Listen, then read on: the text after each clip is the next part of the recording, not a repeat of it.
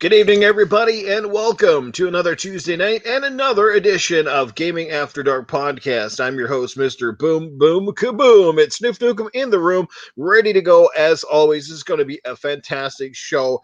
Before I get to my co-host and co-panel member, just a quick note for those of you who may have missed the announcement last week. The Mag is not here this week. The Mag, I guess you could say, is on the sidelines. He is taking a leave of absence. Let's just say he's a little bit less of the man he was last week. But yes, a few ounces less. Yeah, he's got no hair to lose now. I guess there's other things he's going to lose. But yeah, so anyway, Mag's not here. Mag, we wishing you well, brother. We hope that you're doing okay and that you're able to catch at least part of this show. Might cheer you up or what have you. But anyway, yeah, as Pong Soul says, snip, snip. All right. But anyway. That was Vast Deference. What's going on here? Oh, man. Is that his new gamer tag? Well, we do have my usual suspect, the man who brings the common back to sense. He's loud, he's proud, and he's ready to go. He's got Drago's Corner on standby, week number 3 for this particular segment, and hopefully Titan can pull out the win on this one. He's got some people in his corner rooting for him here. Anyway, that's coming up later on in the show. Don't forget about his Ask Arnold as well. And because Mag is not here, that means Tony Baloney will not be here this week, guys. Sorry. But yeah, let's catch up with Titan. Titan Drago, how you doing, brother? Welcome back to the show. Excellent, man. What's up, everyone? What's up, chat? Spider-Man 8.4 released today. So there was a Smite update today. So, dead games don't get updates. No, but before we get started, I just want to, I want us all to pour one out for our homie Meg. Matter of fact, let's just pour 2 out for him, and hope and pray, he comes back with the same heart fire and testosterone as he had once before. He lost his manhood. You mean you don't want him to squeal? Okay, I got you. I kid as well. But welcome to our guest Crispy in 3-bit. This is our first podcast I've ever done with you, so welcome, buddy. And we'll miss you, Mag. Yes, indeed. Yeah. Yes, and we do have a fantastic guest lineup for you this week, making his triumphant return to the Gaming After Dark podcast. You've heard him on many podcasts. As a matter of fact, he's fresh off Retro Renegades.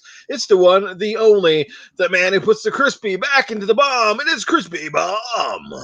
Welcome to the Retro Renegades. Yes, that's what I did. And he still hasn't played it. So what's going on here? Uh-oh. But yes, I mean, I could do this for this too. Welcome to Gaming After Dark. Yes. See. So yeah, I could do it. See. So I'm willing to be hired. People, come on. Like, there you go. But in all seriousness, it is great to be back here. I am like literally. I think I was the first guest you've ever had on the original Gaming After Dark. So. With Primal, by the way, miss you, Primal. I do. I really do. You are one of the funniest women I've ever met. And it is just great to be back again. And I'm looking forward to listening to 3-Bit's thoughts, because I don't believe I've ever podcasted, or it might have been on a Boom show at one point, but I don't remember that well. Yeah. Yeah, like one. So, got to hear your thoughts. But yeah, good to be here. And Titan, always great to hear that common back to sense, bro. Let's Absolutely. Because you don't hear it too often, Yes. And our next guest is making his first appearance on Gaming After Dark, but it is not his first podcast. He is a regular member of the Xbox Ultimate Podcast on Friday night with Caitlin, Mav, Pong Soul, Psychonauts. I forget if there's someone else. Assassin Lupa. Yes, how can we not forget her? And of course, this man here, the VGHD, or 3-Bit as we know him. A hell of a good Halo player too, by the way. But glad to have you here, man. Welcome to the podcast. It's going to be a good time. And you probably caught him on a few of Boomstick shows and a few other podcasts in recent weeks. Yeah. I was gonna say what shows I'm on, but hey, that's pretty much it. I'm on a lot of Boom shows. I'm on a lot of map shows, and I just lurk around and make content. And it's good to be on here. I was on a show with Noof and Boomstick on Ultimate a couple shows ago, and that was really fun. But yeah, excited to be here with you, Crispy and Titan. So let's get into it.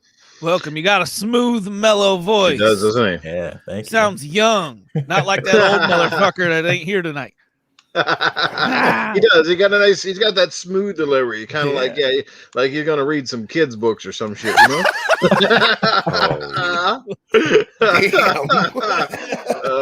Crispy Bomb says more like he needs to narrate a good porn in the dark. You know what I mean? Oh, well, who are you talking to? 3-bit. I don't know if you're used to it, man. If you listen to the show much, man, but you got to roll with the punches here. They come quick and they come often. Oh, yeah, I watch his show. Yeah, that's right. Or roll with the testicles this week. One of the two. I don't know. All right, let's catch up with the chat before we jump right into the topics. We always have the one, the only, the most supportive guy of this podcast is certainly one of them, and that is the man who parks, Doggy Dog. 420's in the house. What's going on, Doggy? Glad you could be here, brother. We also have the one, the only Spider-Man 356 who swings in just about each and every week. Always a constant and good to have him here. Dre Venero, another longtime supporter. Timothy Dixon, another guy who's a stalwart supporter of this fantastic channel. Our Rob Pong Soul. Who we got going on? I saw Caitlin is here. What's going on? She's in the house. She's a 3-bit, so she got a supporter. Slinky M is in the house. What is going on, Slinky M? We got Kylo Milo's hanging with us. The tool man himself is in the house. Casket Repair is here. Crispy Rambo. Cray Simmons is in the house. What's going on, Hollywood, dude, we got to play some Gears sometime, brother. We got to catch up. We haven't played games in a while. Got to get you back in the podcast, too. Yes, Assassin Lupa. Speaking of the devil, there she is. The one, the only, the amazing Lupa. What has happened? She had me cracking up listening to you guys play Sea of Thieves, man. Yes, Lupa's great. That was a good time the other night. And by the way, me and Lupa was nice enough to have me play that game. It Takes Two with her just a few days back, and oh my god, that game is amazing, dudes. I'm not kidding you. Like, playing it with somebody like Lupa makes it even better. We had such a blast. It was fun. Fantastic game, guys. Do yourself a service. Go out and support that game because it's fucking deserves it. It's brilliant. The graphics are amazing. You have a great time with a co-op partner. It's really meant for co-op and good stuff. So make sure that you go check that game out indeed. But with this, we got Axel 1324 is in the house. Right. He's feeling the Titan first win tonight. He's feeling it. I'm feeling it too. Let's go. And Doggy Dog dropping, he drops $1.99 super chat. First one of the evening. Happy 420 day. That's right. So I got a funny feeling we're going to be flying high tonight. At least those who like to smoke and toke. But let's do it, baby. Sea of Thieves is great. Yeah, Sea of Thieves is a lot of fun, and we had a blast the other night. Let me tell you, it's good stuff. She's a great girl to sail the seas with too, Assassin Lupa. She knows what she's doing on the ship. Let me tell you. So she'll keep you on the straight and narrow there. Fuzzy Belvedere, what's happening, brother? How you doing?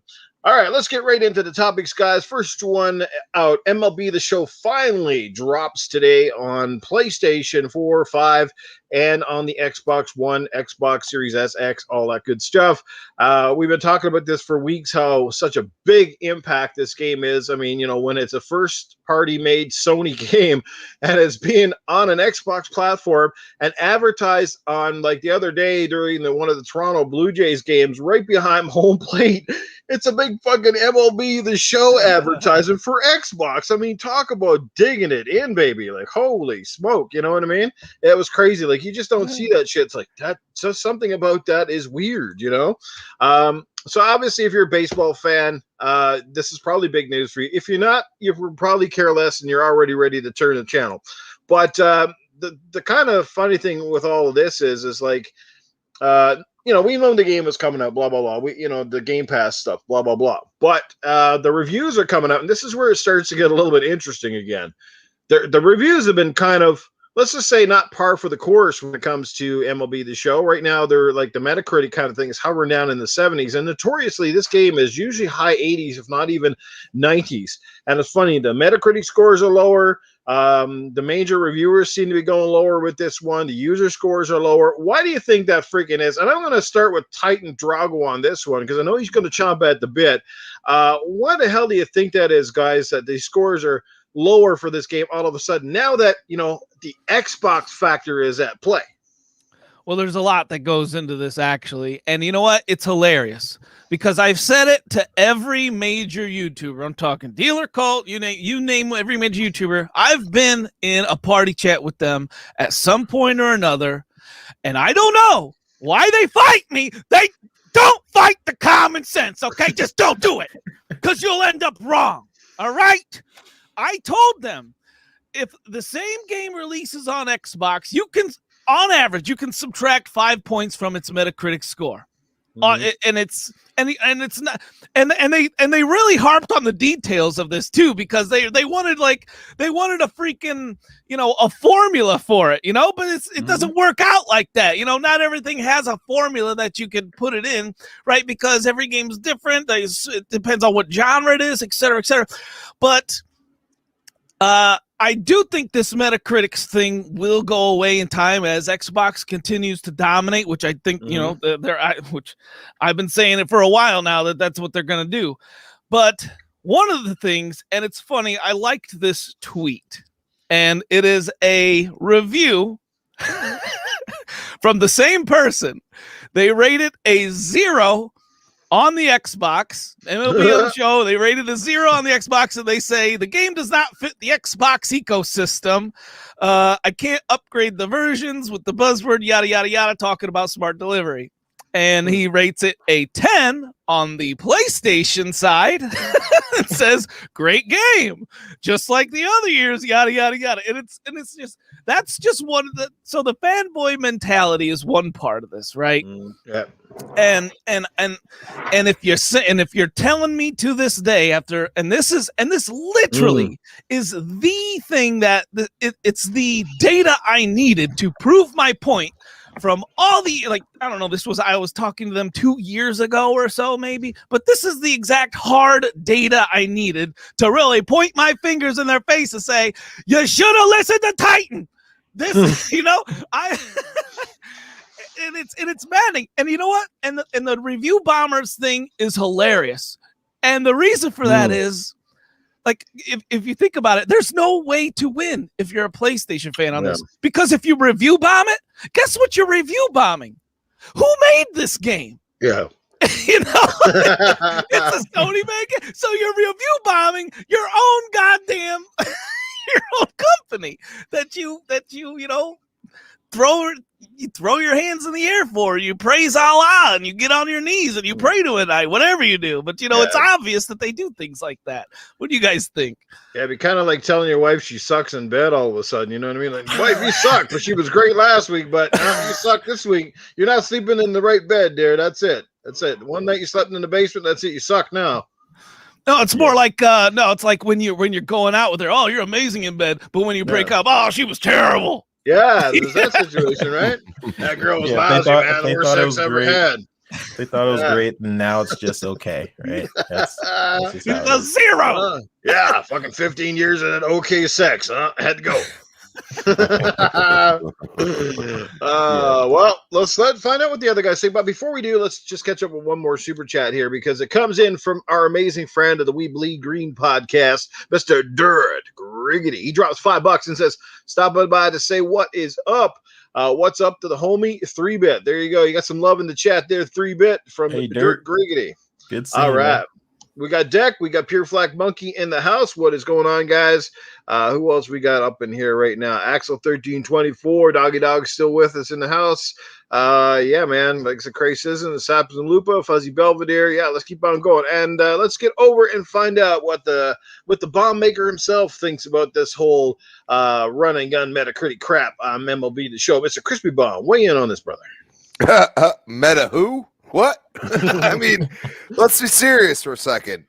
We hear this all the time, but we'll go to a game like, for example, NBA 2K21. Okay, the meta is under 70 on the PlayStation, and it's 80 and above on the Xbox. It's 80 right now, but you know, as people experience it, they're going to, you know, give their 2 cents, as we all like to do in this social media age. I mean, come on, everybody's got to say something. So, you know, Metacritic, I just, I don't look at it as anything but a slight gauge. But if you're one of them people that just look at the number and be like, oh, this game's horrible because people didn't like it. Well, go read their comments.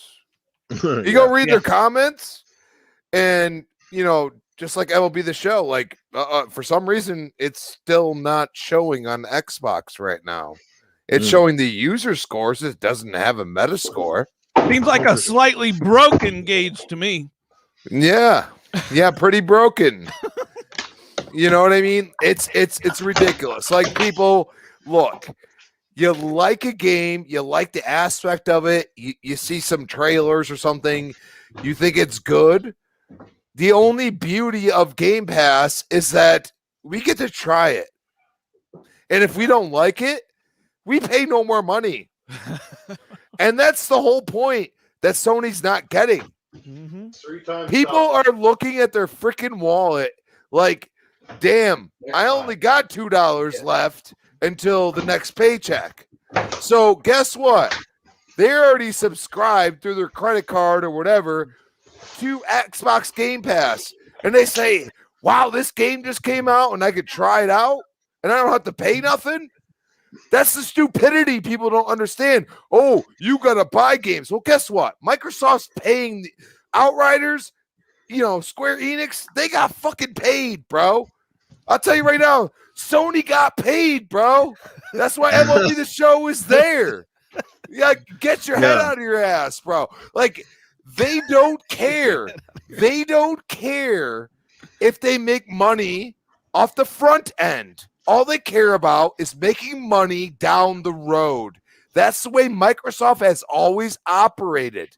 They don't care, okay? They know they're going to lose money. Get your head out of your ass and understand that these devs that are bringing out great games day and date to Game Pass are getting freaking paid, bro. Yeah, they wouldn't bring Get it your Game head Pass out of if your it ass. wasn't lucrative to them. Exactly, dude. Like, people are so stupid. And I'll tell you right now, that dev that talked on Jaffe's show, I freaking watched that whole show. And I'll tell you right now, you stupid as hell, because you were renting from Blockbuster in the freaking 90s, bro. I'm telling you did. So shut the hell up and understand that you know what? I look at my freaking wallet, and Noof might not agree with me, but I'll tell you right now, I support what I think is relevant to be supported. And I bought Cyberpunk, and that was a wrong move on my part, and I'm pissed I paid that much for that game. So I'm going to tell you something. Game Pass is a great thing because I have the sustainability to say, hey, this game came here. Hey, I don't know if it's going to leave, especially if it's from a third party. I can buy that game, or I can get extra DLC or whatever else, or, they can offer the season pass. People don't even know what the hell they're doing on Xbox. They're like, hey, you get the season pass, you pay the full price, which is $60 still, by the way. I mean, start thinking about it. Like, they're charging you $70. I mean, what? Destruction All-Stars, $70. Until they put it in PS Plus and screwed everybody else. Nobody ain't saying nothing about that. Come on. All right. Well, you have a point. I remember buying Death Stranding at full price, and boy, I was sure as hell wish I didn't buy that game at full freaking price when it came out. God dang. So I use Game Pass as a barometer of saying, okay, like Outriders, I didn't play the demo, played nothing of it. I just said, it's a Gears-esque game. I know the developer, People Who Can Fly. I said, I'm going to wait and play the game on Game Pass as soon as it was announced. I didn't know it was going to be announced for Game Pass. And I feel bad for people. I'm not saying that Xbox is perfect with it, but I think it was kind of like a last-minute deal almost. And they threw them like, I mean, who's going to say no to $10 million? There's a lot of insiders right now. You want to know the only insider that I care about right now? If I could have any insider in the industry, I would want it to be the person that knows what the fuck is coming to Game Pass. That's the insider I need. Someone point me in that direction. But yeah, I'm done. I mean, I hate the stupidity. Like, dude, I never bought a game when I was a kid. I rented from fucking Blockbuster. Get your head out of your ass and realize that, yes, it's digital, but it's the same damn thing. Okay? Think about it. It's the same damn thing. The developers are getting paid just like Blockbuster would buy the copy. It's the same damn thing. Okay? So don't sit here and hate it. Just enjoy what you want. If you want to be like Noof and say, hey, I'm only buying physical, I'm cool with that. But don't hate on me loving what I do. You know what I'm saying? And Noof never does that. You never do that. That's why it smells like shit in my house. My head's been up my ass for a while. It's all good, man. It's all fucking good. Thank you for clarifying that. I didn't quite understand. No, it's all good. No, good stuff, man. We'll get a 3-bit in here. Let's give a shout out to the chat. Cyber Gunters in the house. What's going on? Deck. What's happening? We got my good friend Iceman is here. What's happening, Ice? Good to see you. We got Sigurd Larson. What's going on, brother? Thanks for being here. Jack Chaos is in the house. What's going on? Yeah, good crew, man. Good crew. All right, Joe Dunmore. Joe Dunmore. John Dunmore is here. That was pretty good. I like that. Joe Dunmore. Yeah, the way Mag does it. Yeah, there you go. 3-bit. Have in on it, man. Like I said, look. The Metacritics are what they are. And I'm just going to state this before you jump in on this. For me, Metacritic really means not a whole lot, to be honest with you. To me, it's just a sort of a gauge to figure out kind of where things are on a grand scale, like if it's being unanimously enjoyed or unanimously not. Especially for me, for the games that I know I'm going to buy. Like, so say if it's a Gears of War game, I don't care what the Metacritic is because I'm going to buy Gears regardless of what some other person says because I love Gears. But if it's a game that I'm riding the fence on, hence something like MLB The Show, games that I'm notoriously kind of going, maybe I'm kind of on the fence on this one. It's kind of like, do I want to buy it or not? And then sometimes I'll look at a few scores and go, well, if it's really high or it's surprisingly higher than I thought it might be, then I might go, I might give it a shot. But how do you feel about the show and the fact that the show has been scoring lower now that obviously it's out for Xbox? You think that's just the way it is, or a coincidental thing, or the Xbox factor has played a role into that, the hate and smoke? I think it's a lot of things. Well, first off, I think Game Pass, just the word Game Pass, I've been hearing on so many podcasts. It's just like Game Pass, but it's true. Just what's in Game Pass, and if you're basically comparing it to what they're kind of offering, they're giving a PlayStation game to you for a subscription service, which is insane. And if you're like Noof and you don't want to jump into Game Pass and you just basically just want to buy the game if you feel like you're renting it, because I keep hearing that as an argument, then guess what? You have the discount. You have the discount of actually buying MLB The Show for what is it, like 20% off or whatever. So I think Titan hit on the nose with what these people think about Xbox. It's not just fanboys review bombing it, but reviewers itself. You had Forbes give the previous year of MLB The Show a 9 out of 10, and this year, which is basically a similar game, 7 out of 10. And that's been a pattern with many other reviews, not just Forbes. And despite most of these reviewers admitting that they improved some of the features, like, it's a little bit better than the last year, but 7 out of 10. So I personally don't care much about baseball. I'm just trying it because of something like Game Pass. I just have friends who are recommending the game to me. It's just ridiculous. I think over time, when Xbox starts having the overall messaging with all these games pouring in, then maybe it'd be a little easier for these people to digest. But I think the bias of PlayStation pouring in from the previous generation is still relevant. I think what's going to be an interesting conversation is if this game makes more on the Xbox. That would be pretty funny to me. It would be crazy. Yeah, that would be pretty. I would love to jump in that meeting when Phil actually bought bought this thing, the license for MLB, that would I would have loved to see that. But yeah, well, hold on, we got because he got in touch with PlayStation, and they were like, hell no, Phil, get the fuck out of here. And he's like, okay, I'm gonna go over your fucking head. I'm going straight to the MLB. That's exactly how I picture the conversation. Yeah. Phil should have had a fucking baseball mitt and a glove up on his fucking shelf when the last time he did this.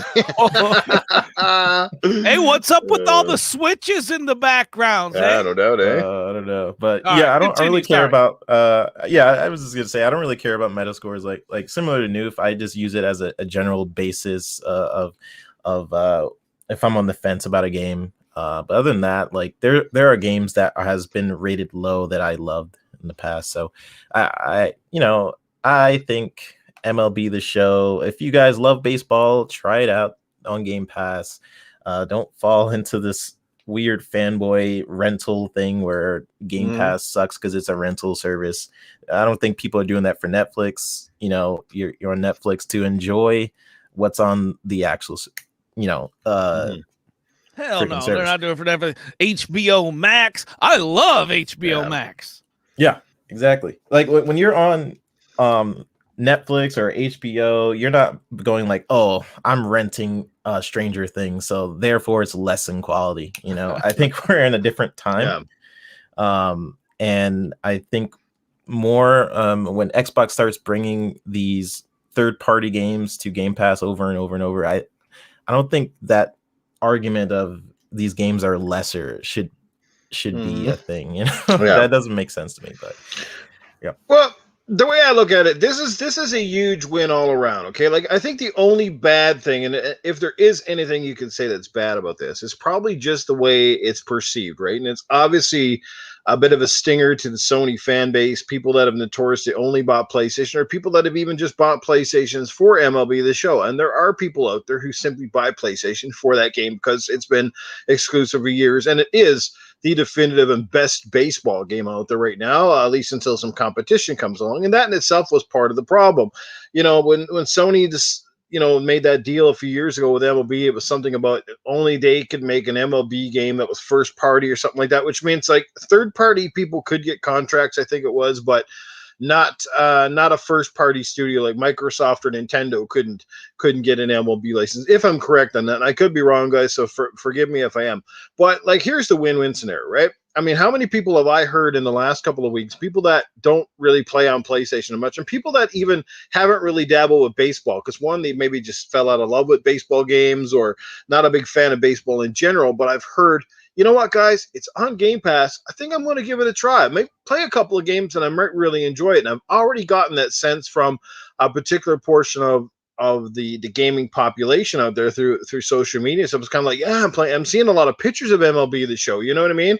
And I mean, it's sad if a PlayStation person doesn't go out and buy this game and support it now because it's on Xbox. I mean, how does that affect their enjoyment of the game? It shouldn't at all. If you're an MLB fan, the show player, you're going to buy the show. You're going to get the latest version. You're going to play it. Yeah, sure. You're probably paying your $70, $80, whatever the hell this thing costs, but you're still getting your game. It's not like all of a sudden it doesn't exist for you.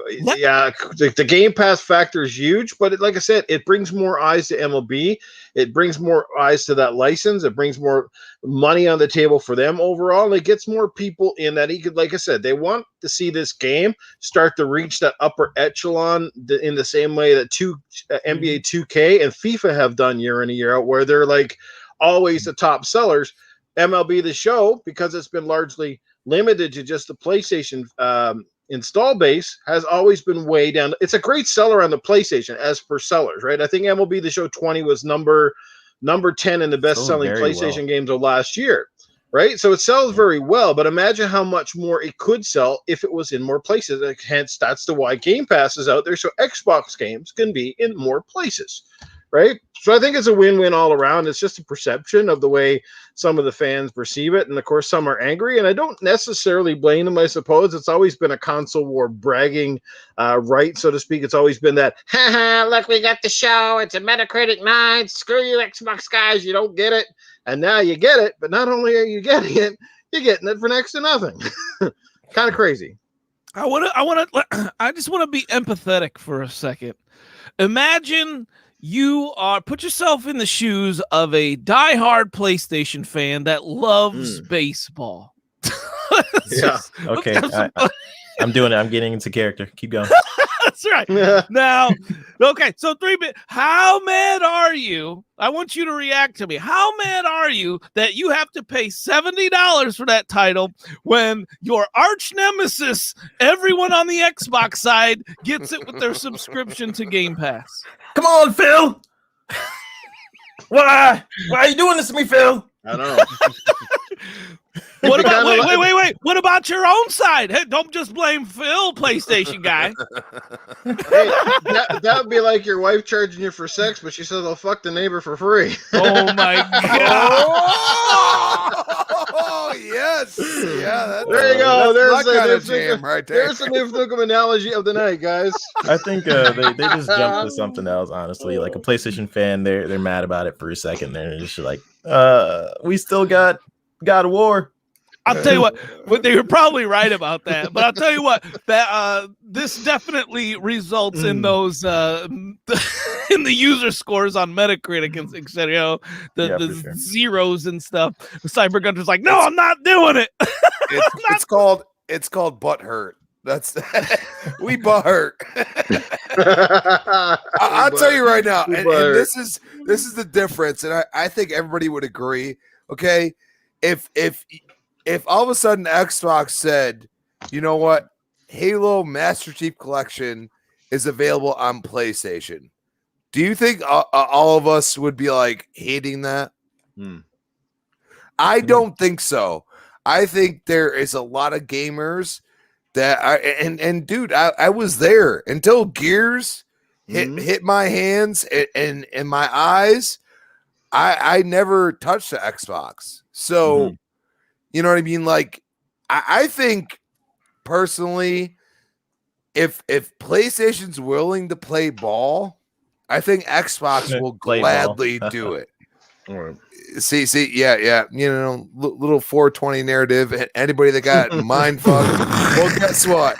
You are way too high, bro. Like, but yeah, I mean, that's the whole point. Like, you know, you get people to see, you know, the product that you put out that haven't played on your platform.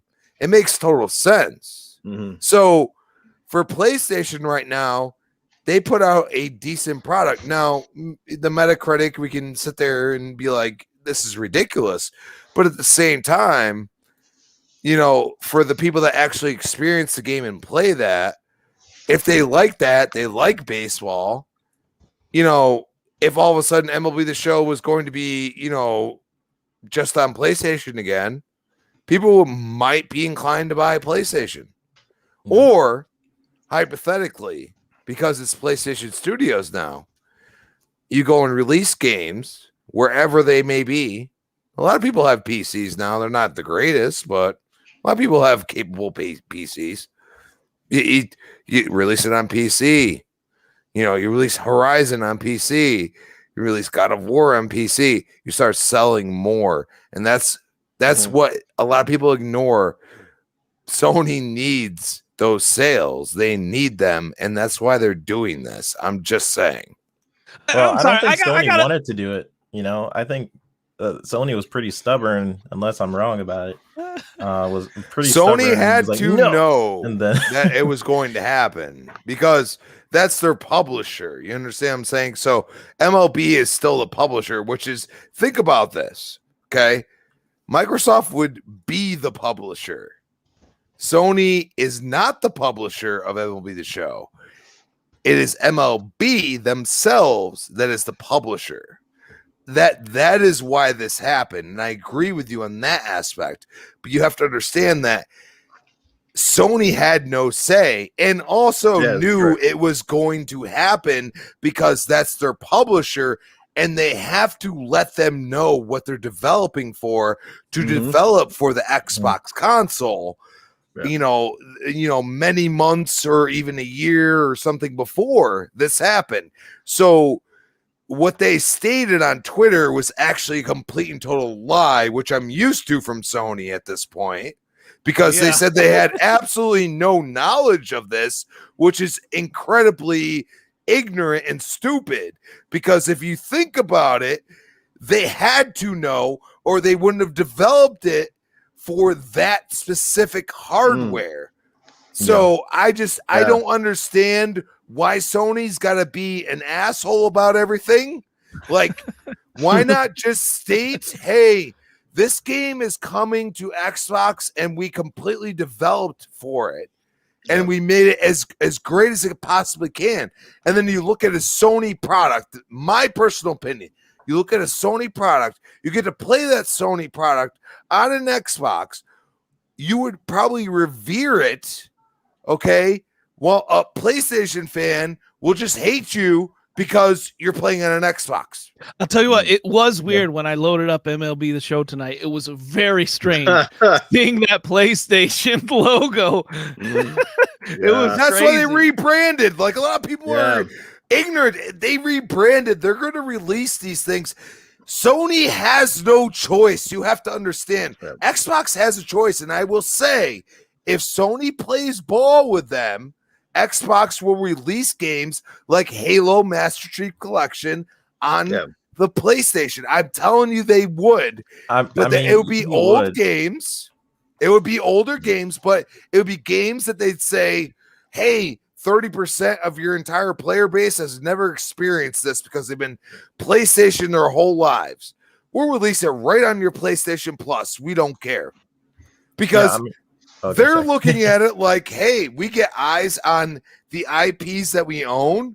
And then as we bring out our new exclusives or even revamped, I mean, Perfect Dark, I'm really into that. Like, dude, that game is speaking to me.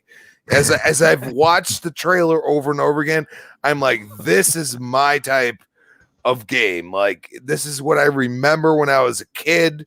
Because when I was a kid, like, it was like GoldenEye. GoldenEye was great. You know what I mean? Like, for what it was then, it was great. And I feel but like you had to use that Nintendo 64 controller. Ain't that right, Mag? Wherever you are out there, Mag. You know what? N64 controller was trash, bro. I'm just the thing here, though, guys. That controller, man. That controller of the N64 like changed my thumbprint. It was ridiculous. Exactly. There you go. I just gotta say something real quick off topic. Thumbs down, his hands are sideways. Dude, let me say something off topic real quick. I just gotta know, like, what the fuck do you do when you're finding our guests? Like, you're fucking with my ears right now, inviting Crispy, the most grunge motherfucking voice I've ever heard, and then 3 minutes. Two complete opposites. That's right. Tonight is called Sugar and Spice. You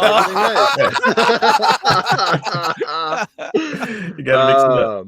Look, all I'm going to say, and I'll leave it at that, is I do feel a little bit bad for Sony here, because I know MLB The Show has been sort of one of their ace in the holes, right? For year in, year out, it's that constant thing that they can depend on. It's a system seller. Like, as I said, this being on Game Pass is not the fact that it's just on Xbox, but the fact that it's on Game Pass is helping Microsoft's cause more than anything. With Sony, it's just, it's kind of par for the course. And if anything else, they may have lost fans on their side of the fence, and Xbox may have gained fans on theirs. So I feel kind of bad for them, because this wasn't their choice. This wasn't something they said, yeah, I think this makes sense for us. This is something MLB said to them, that it's going to happen this way, or you guys are going to lose that license. So basically, the MLB license alone to Sony is obviously worth more to them than apparently losing that license, right? And just making some weird ass baseball game that has no MLB license. Because without the Major League Baseball or any Major League license, sports games notoriously don't sell overly well. So,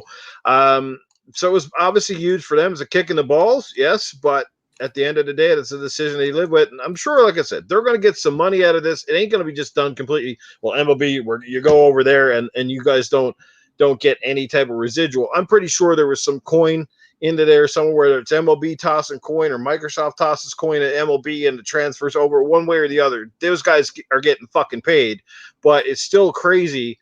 Like I said, we knew over a year ago it was coming to Xbox. but it's the Game Pass announcement was the real kicker. Because like you said, they're paying full price on Sony, and you're basically getting it next to nothing, if basically free, more or less, with your Game Pass subscription. This is like a kick in the junk, really, at the end of the day. So yeah, it definitely got a sting, but it is what it is. And yeah, I mean, Sony's basically paying for a Game Pass game, which is weird. And then it's also really weird that MLB The Show, like, it's a sports game, and I think the goal of most sports game is to get people in seats for the actual, like, baseball, right, or football, or basically promoting the brand. So I always thought it was weird that was exclusive anyways. I think sports games is sort of meant to go to a wider audience to eventually translate that to ticket sales. So I don't know. Look at the bright side, Noof. It can't sting more than getting your nuts chopped off. Well, we know who's stinging tonight. My last thought as well on this, and something I miss, and I hope you guys might agree with me on this, is don't you miss the days back, like in the Xbox One and PS2 era, when everybody had licenses and they were actually making fucking sports games, multiple sports games from multiple companies, and everybody was pushing the other competitor to be better. Like when Sega had 2K, they were constantly pushing EA to be better, and vice versa. And of course, remember, like Xbox had the Xbox Sports Network. Their golf game was fantastic. Their NFL Fever, what was it? The NHL one. Like they actually had some really good sports games themselves. It's just too bad that EA just kind of had that market and they kind of dominated for so long. It wasn't because EA's games were always better than the competitors. It was just because EA sort of had that mind share, that market share, and that continues to this day, except for the NBA license, which at some point in time they fucked up and they haven't been able to get it right ever since. So I think it's kind of sad, but it is what it is, I guess. Yeah. Which is honestly why I think sports games need to go the way of Game Pass, all of them, because instead of friggin' paying the same friggin' money each and every year for a brand new game, why don't you just put one game in Sports Pass and Game Pass, and then you pay for the updates instead of friggin' new games all the time? Yeah, Makes more sense. Be like a service or something, sort of like what they're doing with Forza. Like the Call of Duty model, but for sports. Instead of paying a new game, you're just paying for your update and whatever additions they do, instead of paying the full $70-$80 or whatever. I don't know. Major games like sports games and Call of Duty can get away with things like that. Yeah, they do. Let's give a shout out to the chat, because we got the original Next Level Gaming. Mr. Mike Mullis is in the house. What's going on? Psychonauts is here. What's happening to Psychonauts? We also have got Cerebral Paul is hanging out with us. Fun Speculation is in the house. What's going on? Yeah, man, what's going on? I think I saw Pong Soul early. 9 Labs 210 is in the house. Jesse Darby hanging out with us. Deck is here. Reppin' the 10 is up in the house. What's going on, Reppin'? J Slayer J66. Drew Zilm. What is going on? I think I had a super chat coming in. Yeah, I almost missed it. And this comes in from one of my new good friends here, Cape Grant 692. He drops $10 Canadian in the house. Great show so far, Newfound panel. Just wanted to say keep up the great content. Well, greatly appreciate it, brother.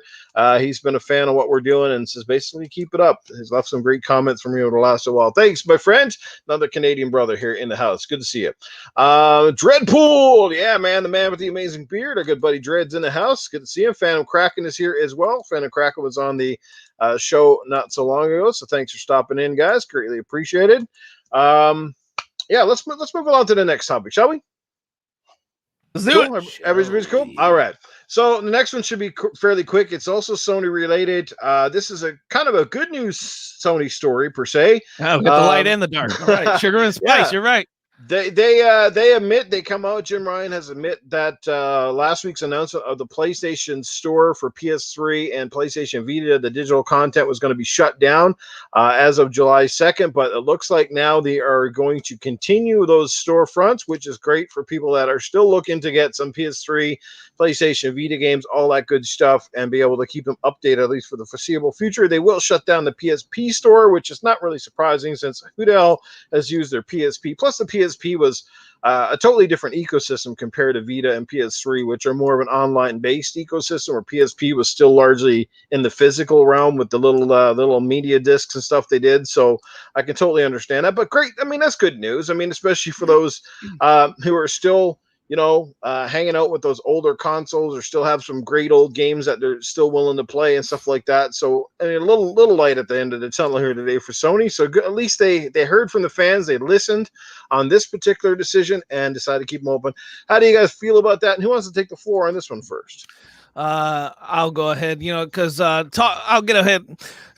Talking this much about PlayStation, it's gonna make me require more alcohol for tonight's show. He's starting to itch a little bit. My spiel on this is like it's kind of like a double-edged sword.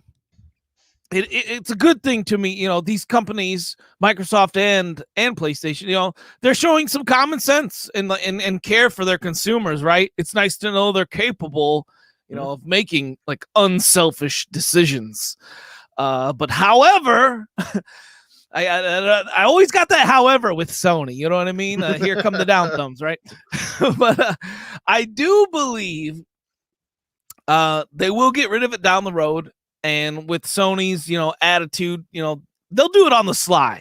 And the reason I think this is it's coming straight from their quote, and their quote is for the foreseeable future, right? AKA, as soon as you mugs forget about this, shit is gone. Like kiss it goodbye, right? Like that's the way I see this. I don't know if that's just my Xbox side talking. Let me know in the chat if you agree with me, or maybe think I'm going overboard. Maybe I am. We'll let me know in the chat.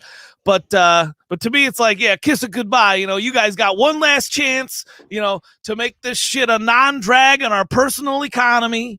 So, but other than that, props to Sony.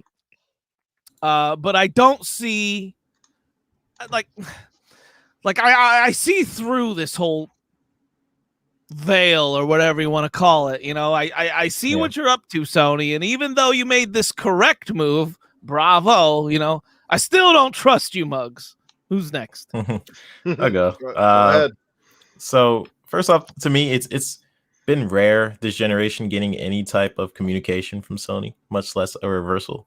So I'm glad after the backlash they decided to, I guess, reverse the decision. I know some people started to like purchase games in fear of losing them, like, but where I have the problem is I've seen PlayStation fans defend this decision, saying, "Oh, it's just old games."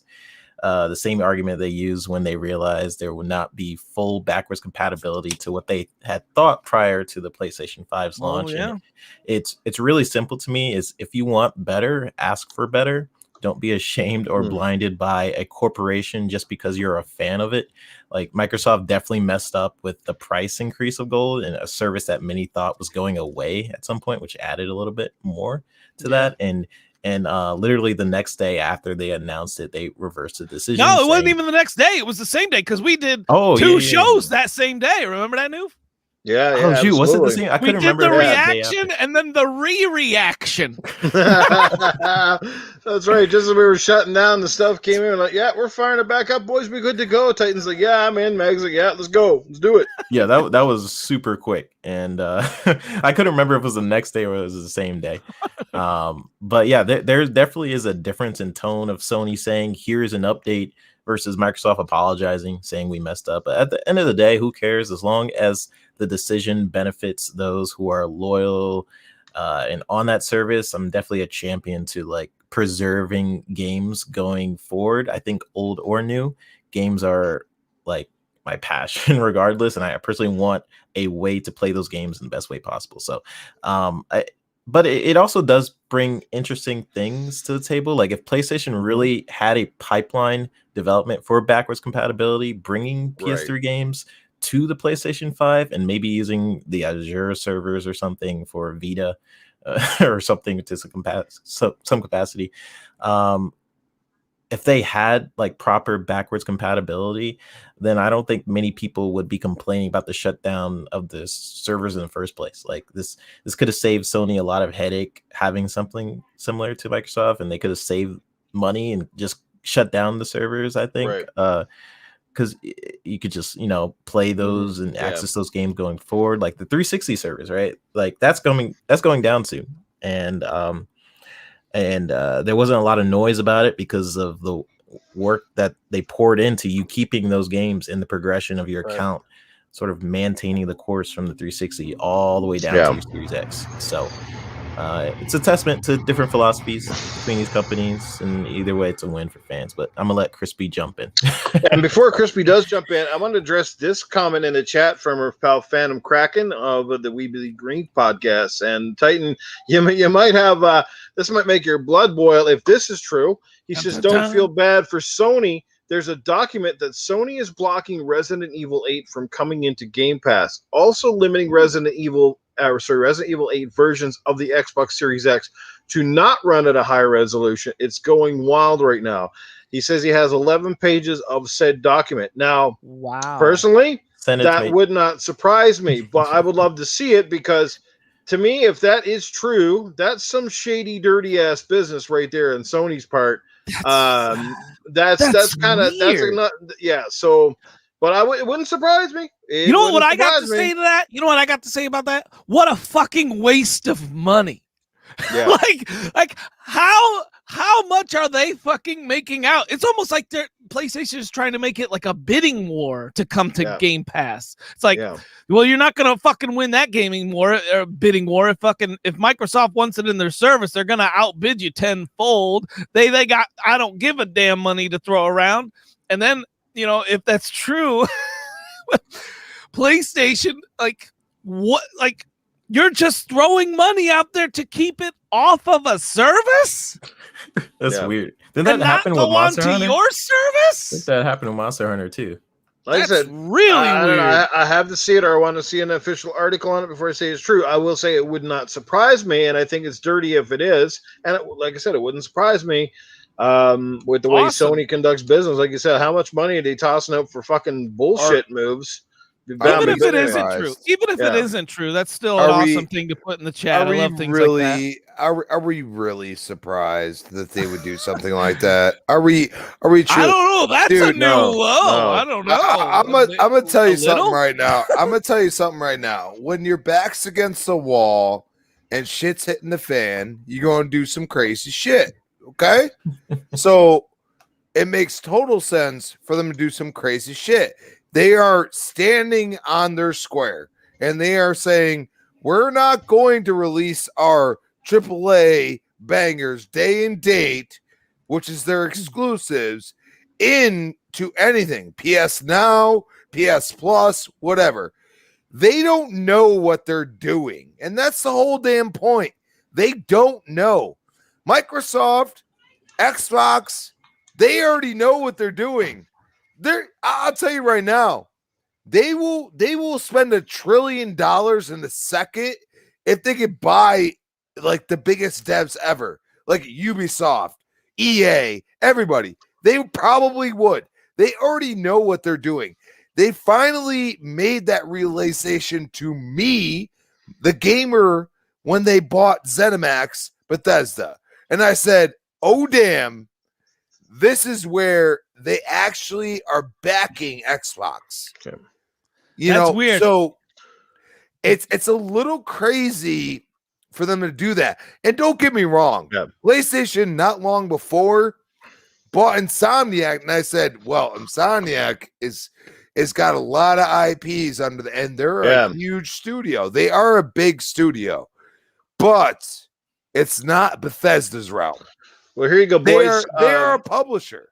Thanks to the tip from Boogeyman in the chat, he let us know that Tim Dog and various other sources have been talking about this on Twitter here over the last hour.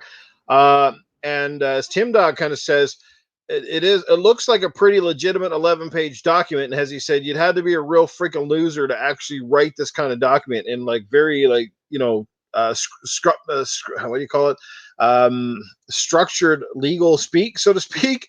And then Jez Corden weighs in and says, if these documents are real, I'd be irritated Sony was spending so much of this money on stuff rather than adding value for its customers. How does sabotaging Xbox improve PlayStation's customer experience? Is a great point. But go back to Crispy, didn't mean to cut you off there. Just wanted to get that that's exactly their forte, man. Like, come on. We've seen it 100 times. Like, dude, you know, how do you trade games? Y'all remember that? Come on. You know what I mean? How much marketing money did you spend on that stupid freaking thing? And that was a commercial after the launch already happened and everything else. Like, dude, they do this shit. But the problem is people are too smart now. And you know what? They're looking at their wallet and they're saying, dude, I mean, you can say what you want about Outriders, but I'm loving it. And I think a lot of other people are loving it.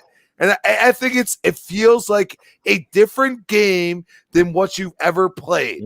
And that's the whole point. And it's not exclusive to Xbox. But guess what?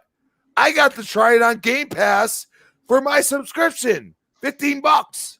What the fuck? Yeah, I see the document you just sent to me. It looks pretty... Yeah, it looks pretty legit, right? I seen it as well, and I think it does look legit, but I'm not that type of person.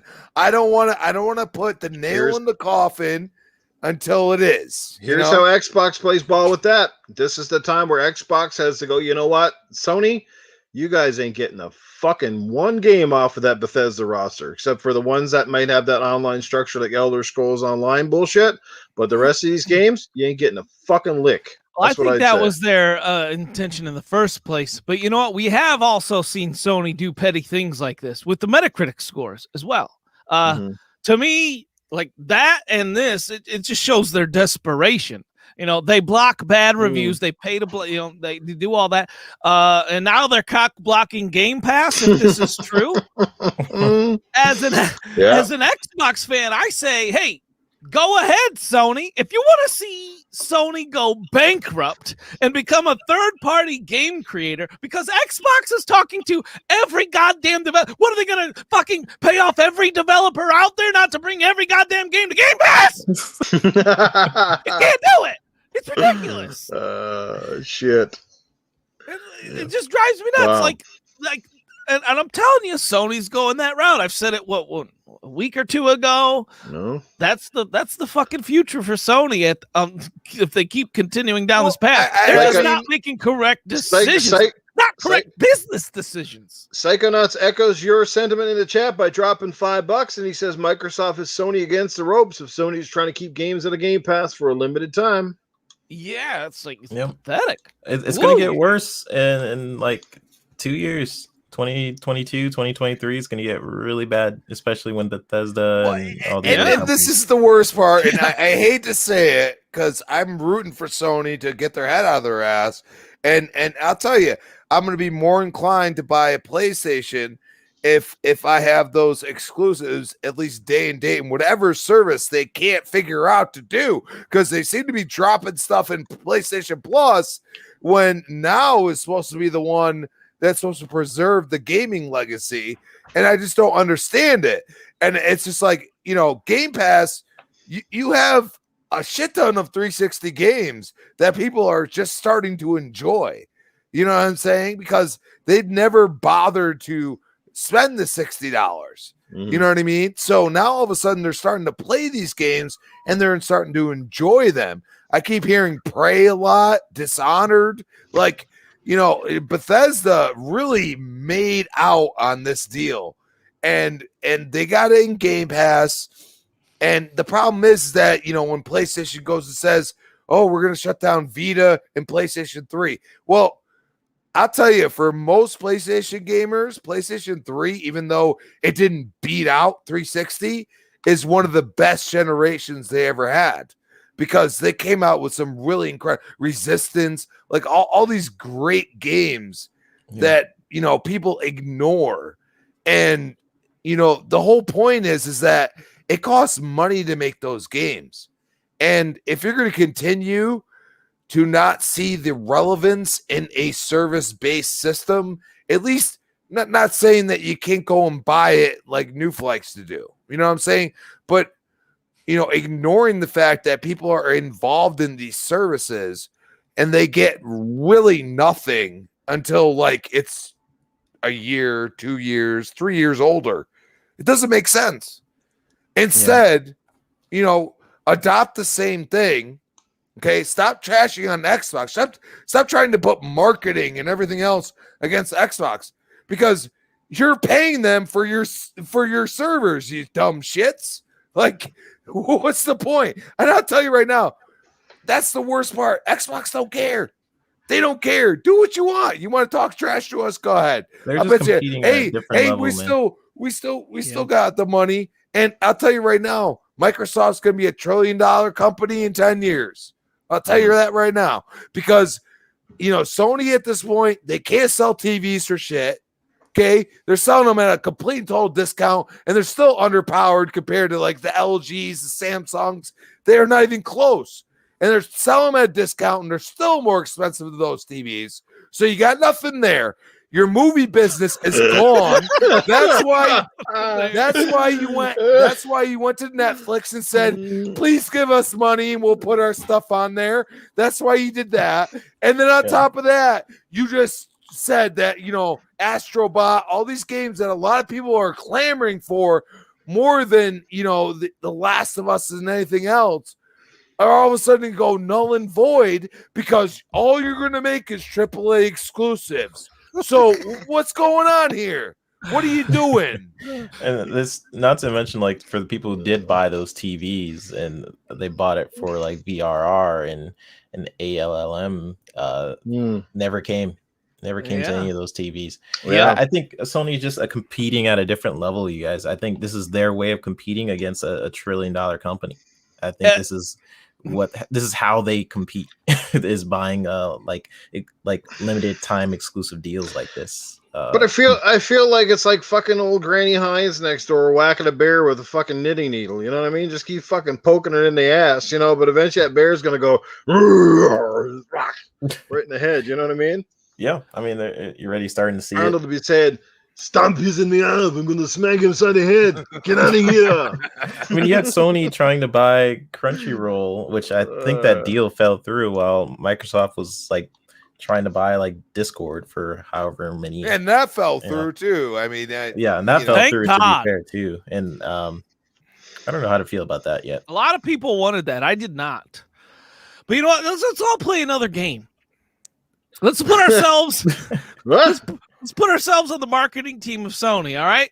Like, what the fuck do you do? You're up against a juggernaut like Microsoft with all this money, and that's on a fucking rampage. That's like literally like putting their fucking foot on your throat. They developed a completely superior console to PlayStation. The PlayStation's M.2 drive ain't even fucking up and running yet. Like, what the hell is going on there? Like, I feel like Sony we're going to analogy Godzilla versus Kong right now. That's what I feel like. I haven't seen that yet. I gotta see it still. Oh yeah, you got. Was it a rape fest or something? No. It's exactly what I said like before the movie came out. But yeah, I mean, I just watched it recently, and you'll be not surprised. If you're Sony, the one thing I would be doing is I'd buy another studio if they can, somebody legitimate if they're out there on the market, and I would continue to do what they do best, and that is make fantastic games. And also maybe get a established multiplayer studio under their belt to actually finally make some multiplayer games that people can get excited about on the PlayStation platform other than But they used to. That's the worst part of that, Noof. They used to. Dude, SOCOM, like, dude, that game was like, back in the beginnings of multiplayer, was one of the greatest. And even Killzone 1 and 2 were not bad. You know what I mean? Like, Killzone 1 was better than 2, but I still enjoyed 2 for its multiplayer. And then all of a sudden they're just like, fuck it, we're done with this shit. You know what I mean? And it's like to the point where, like, it's not just like, hey, we're gonna put something out there and hope people like it. It's more like, no, we're done. We're just gonna make single player, story driven, third person games. That's all we're gonna do.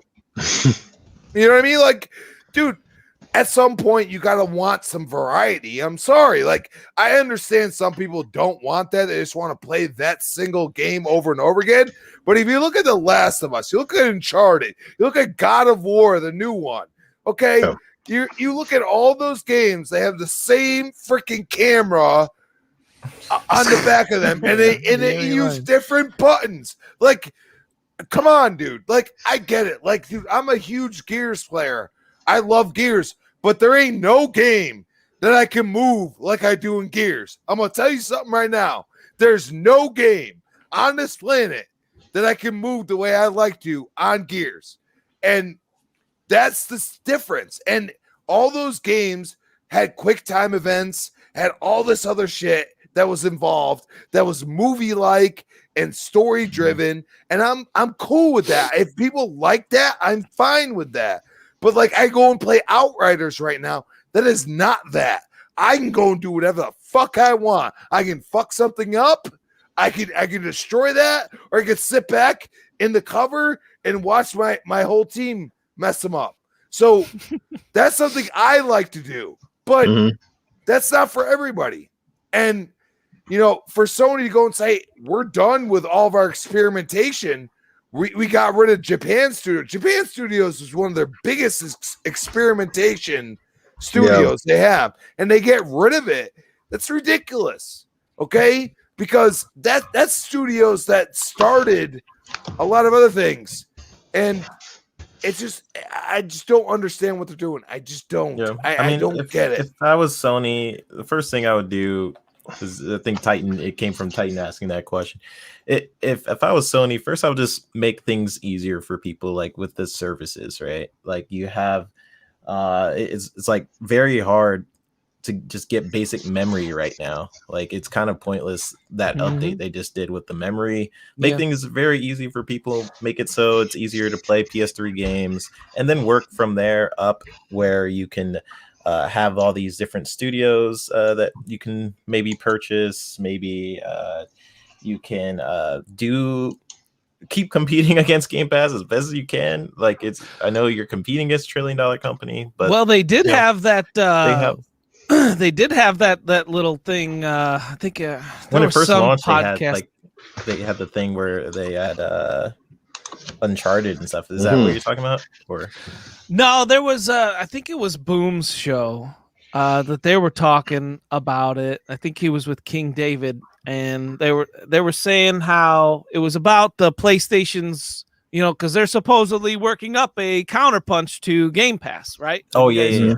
Right. So they're talking about, and I think they were talking about the even Crunchyroll thing, which you guys were saying that fell through. I don't know anything about the Crunchyroll thing, but they're talking about basically bundling, you know, some of their games, not day and date first party, but instead of that, they were talking about bundling entertainment like movies and things like that, which and they didn't agree with. And, you know, I guess that's, you know, everyone's different opinion, but I think that's kind of following the Xbox mantra of 2013 about TV and entertainment. It's a 360. Yeah, they're going a different route. But I think they're doing, some of the people saying we're Xbox fanboys, I think they're just going in like a different direction. I think they know what they're good at, which is third-person action adventure games. They are very good at it.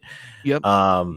And I think for the most part, they know that, so they are just going to hammer that down for a little bit, and in the meantime, also try to compete with Game Pass. And it's not a bad thing, but they're just at a different level than Microsoft. That's not a fanboy statement. Like, they are $1 trillion company. They're very scary, and there's a reason why Microsoft said that they're competing against Amazon and Google, because those companies are the only people that can just outright keep buying all of these like major game studios. And even Amazon and Google, they're like bailing out. Yeah, and Google's bailing out. So now it's just kind of like Amazon right now. So, well, anyway, I'm sure if, like I said, if there's any truth to all this stuff, it's going to be a big article. It's going to be on every podcast for the next couple of weeks, guaranteed. I'm sure we're going to hear a couple of different sides of the story. The for and against, methods, all that stuff. And I'm not here to be just constantly down the PlayStation throat. And yes, Portal player, look, I've got all the consoles too. And you know what? I'll admit to you right now, I am an Xbox fanboy. I love it the most. And I proudly wear the Xbox flag on my shoulder each and every day.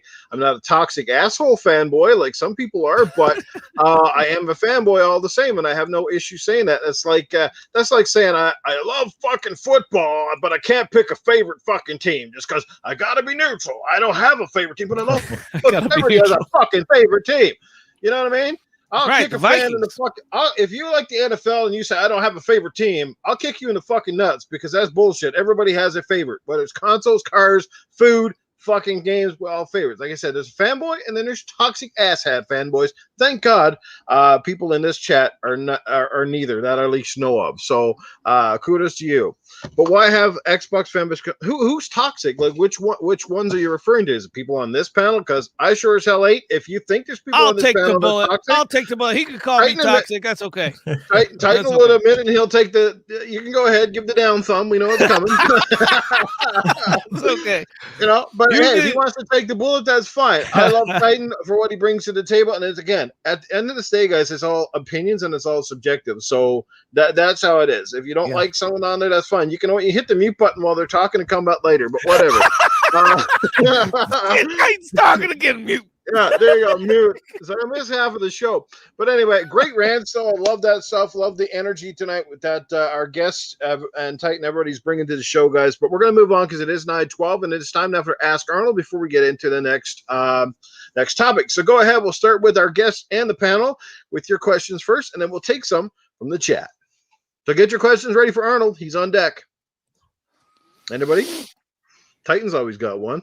All right, everyone, get your questions ready. Arnold, you are the most advanced, cybernetic organism that we've ever known, right?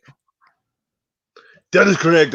Thank you very much. I love that you recognize that, Titan Drago. You're a smart man. You know what you're doing. All right, well, don't hold it against me when I destroy you later on in Titan Drago's corner. All right, Arnie? What the hell? You're going to take me to come on there with you? Like, that is not even a contest. But I wish you had given me some time to prepare on my lines because honestly, I've got the chopper. It's waiting. I might have to go. I thought you were going to pick some other bum tonight, but that's okay. I'll destroy you anyway. Arnie, you're going to be my first victory tonight. But you know what? I got a question before we get all into that. I got a question for you. Are you ready for this? Go. Arnie, if you were, since you're the most advanced cybernetic organism, which way would you take if you were Sony? When you're going up against the juggernaut, etc.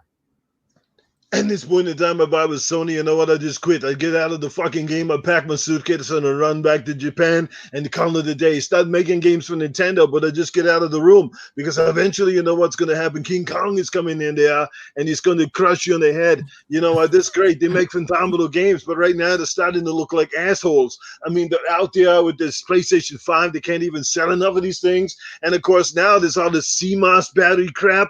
What the fuck is that? And in 10 years, your console is going to be a giant window shade. You're going to keep your house, going to keep the darkness out of your house. What the hell? I mean, come on. Just don't, I don't know, just give it up because the Xbox is coming, man. And the games are soon going to be coming at you, too. It's going to be like the T1000. You can knock it down, but it'll remold and come back at you and hit harder. Question for Arnie. So you're always saying get to the chopper, but what about an airplane? Isn't that faster? Oh, good idea. Technically, it is faster, but I don't really like airplanes. They're up really high. You can't see shit. You're up there with the cloud, and all you got is the turbulence. You know, when I'm up there and I'm trying to give it to the old lady, 30,000 feet in the air, turbulence really ruins the grind. You're like, I don't want that. I want to be down on the ground. I like to hear that, because then I get into the real one with the chopper. All right. I got one from Slinky M real quick. Let me get Slinky M and then you do yours, Crispy. Arnie, are you missing Tony B?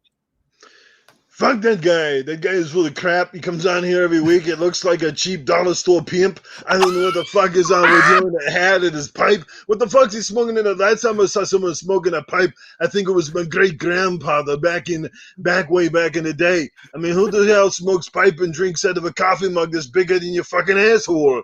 I mean, come on. What the fuck is that?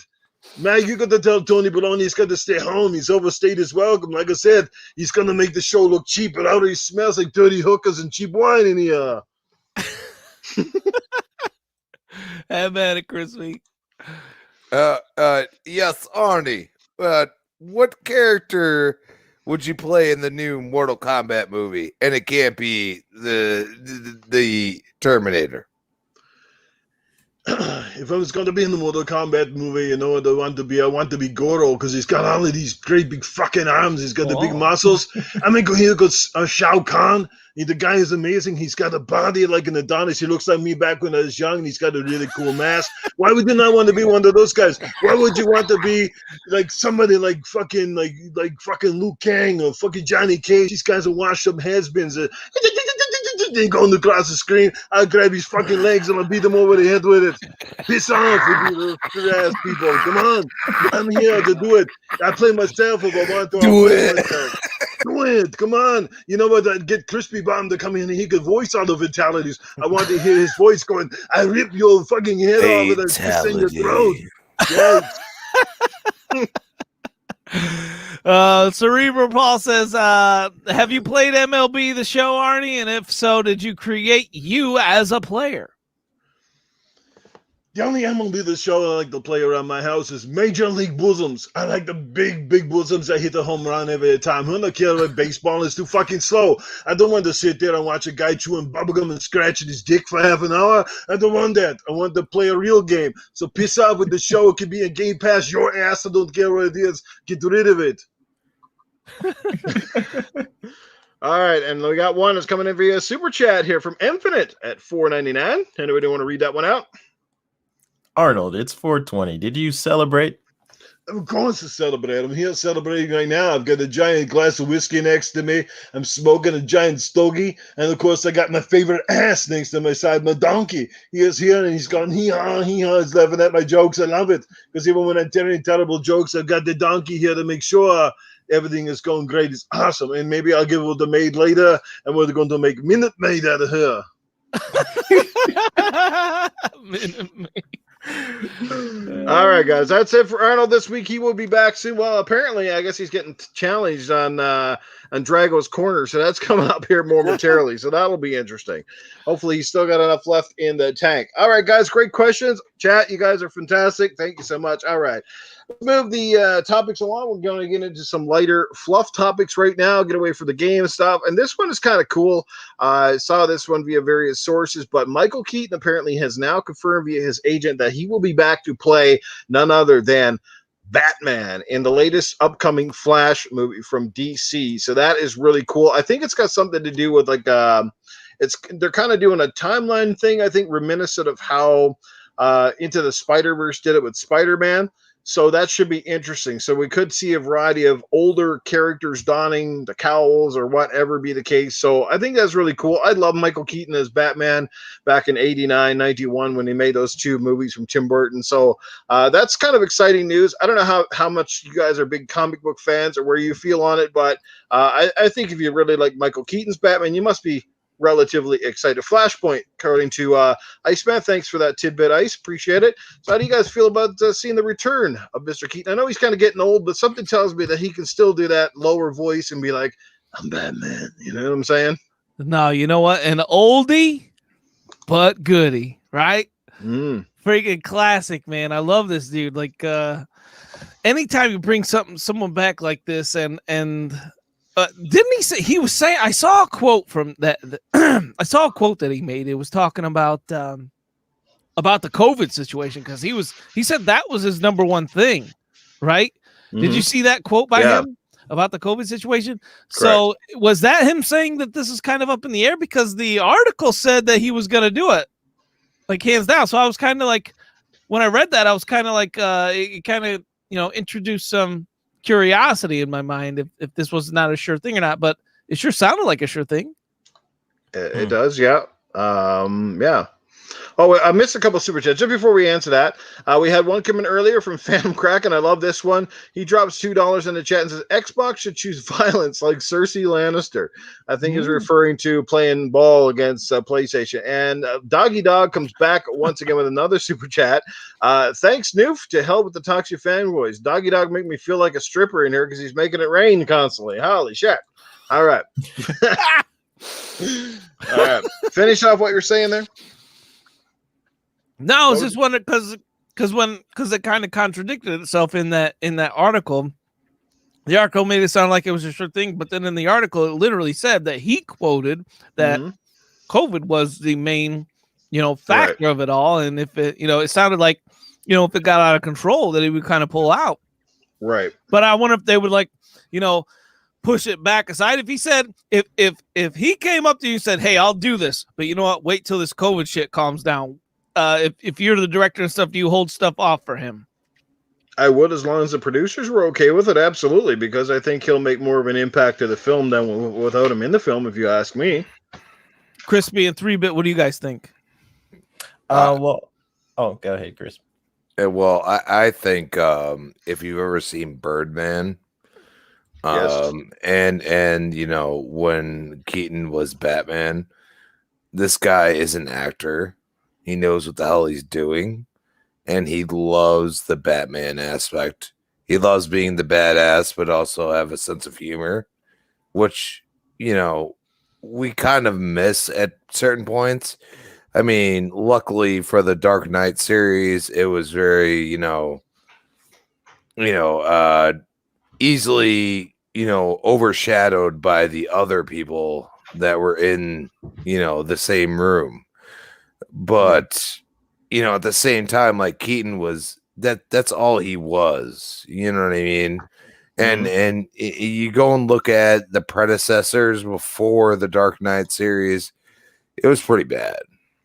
You know what I mean? It was not what we expected. And, for him, he wants to put a stamp on being one of, if not considered one of the greatest Batmans of all time. Mm-hmm. So why not do that? And it might be a series, or I mean, you're saying a movie, but I think it's part of the Flash, if I'm not mistaken. Yeah, right? that's right. Yes. Yeah. So it's a series.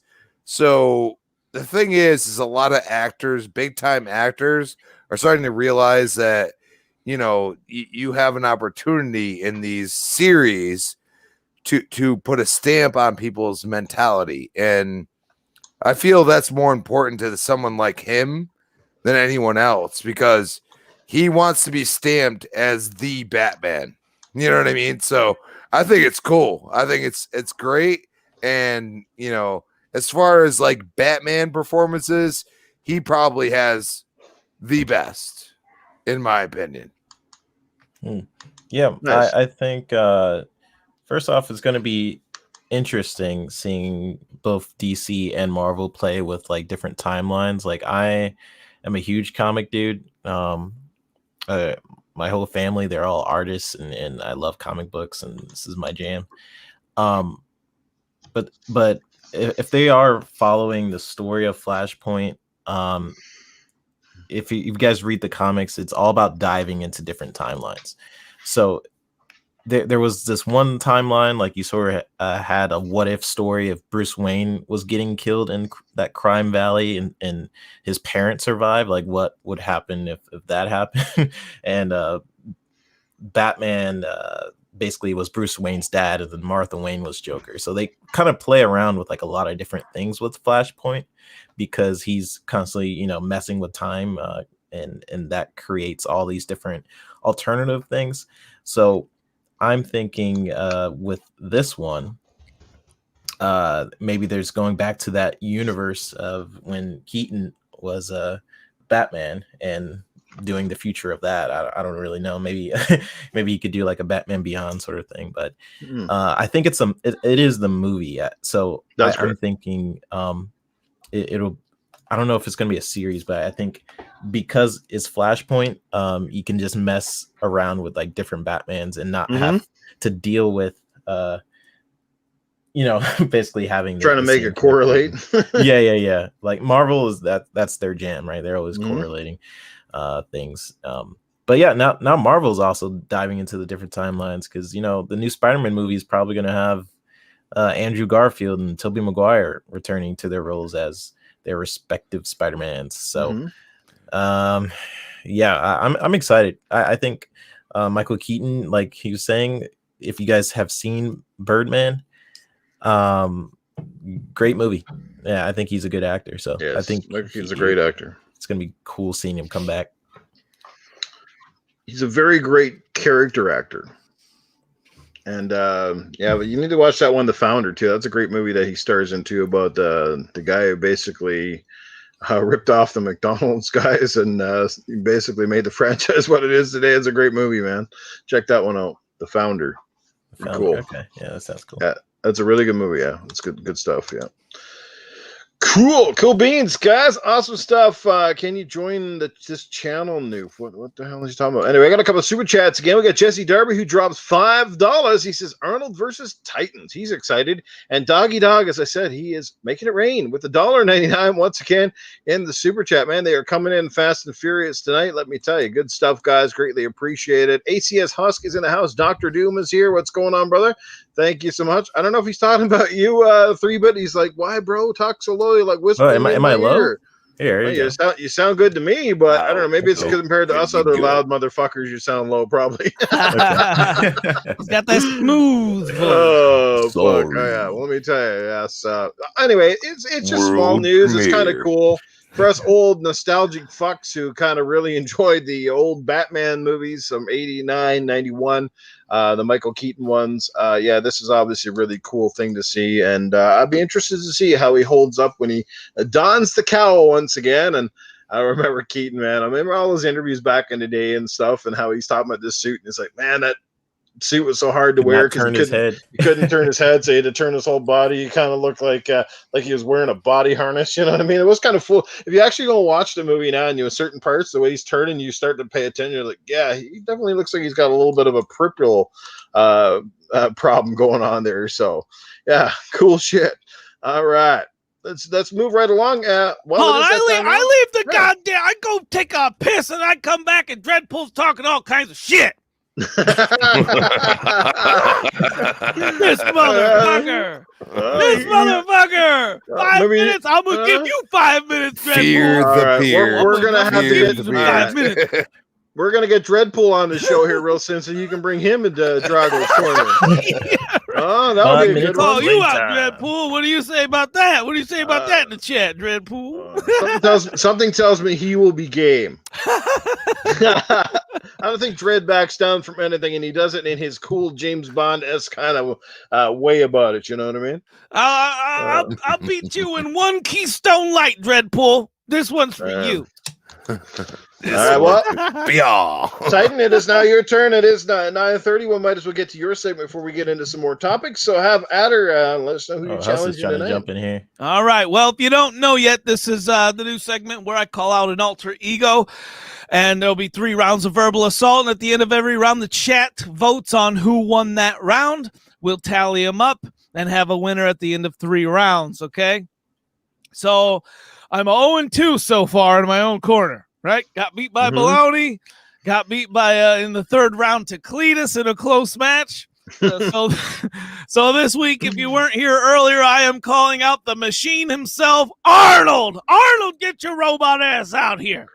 I'm right here, Titan. I'm waiting for it. I was going to leave, but now that you've called me out, I am not going to back down from this challenge. I'm here waiting for you, so let's get down to it. All right, I will start the timer. Do you want to start?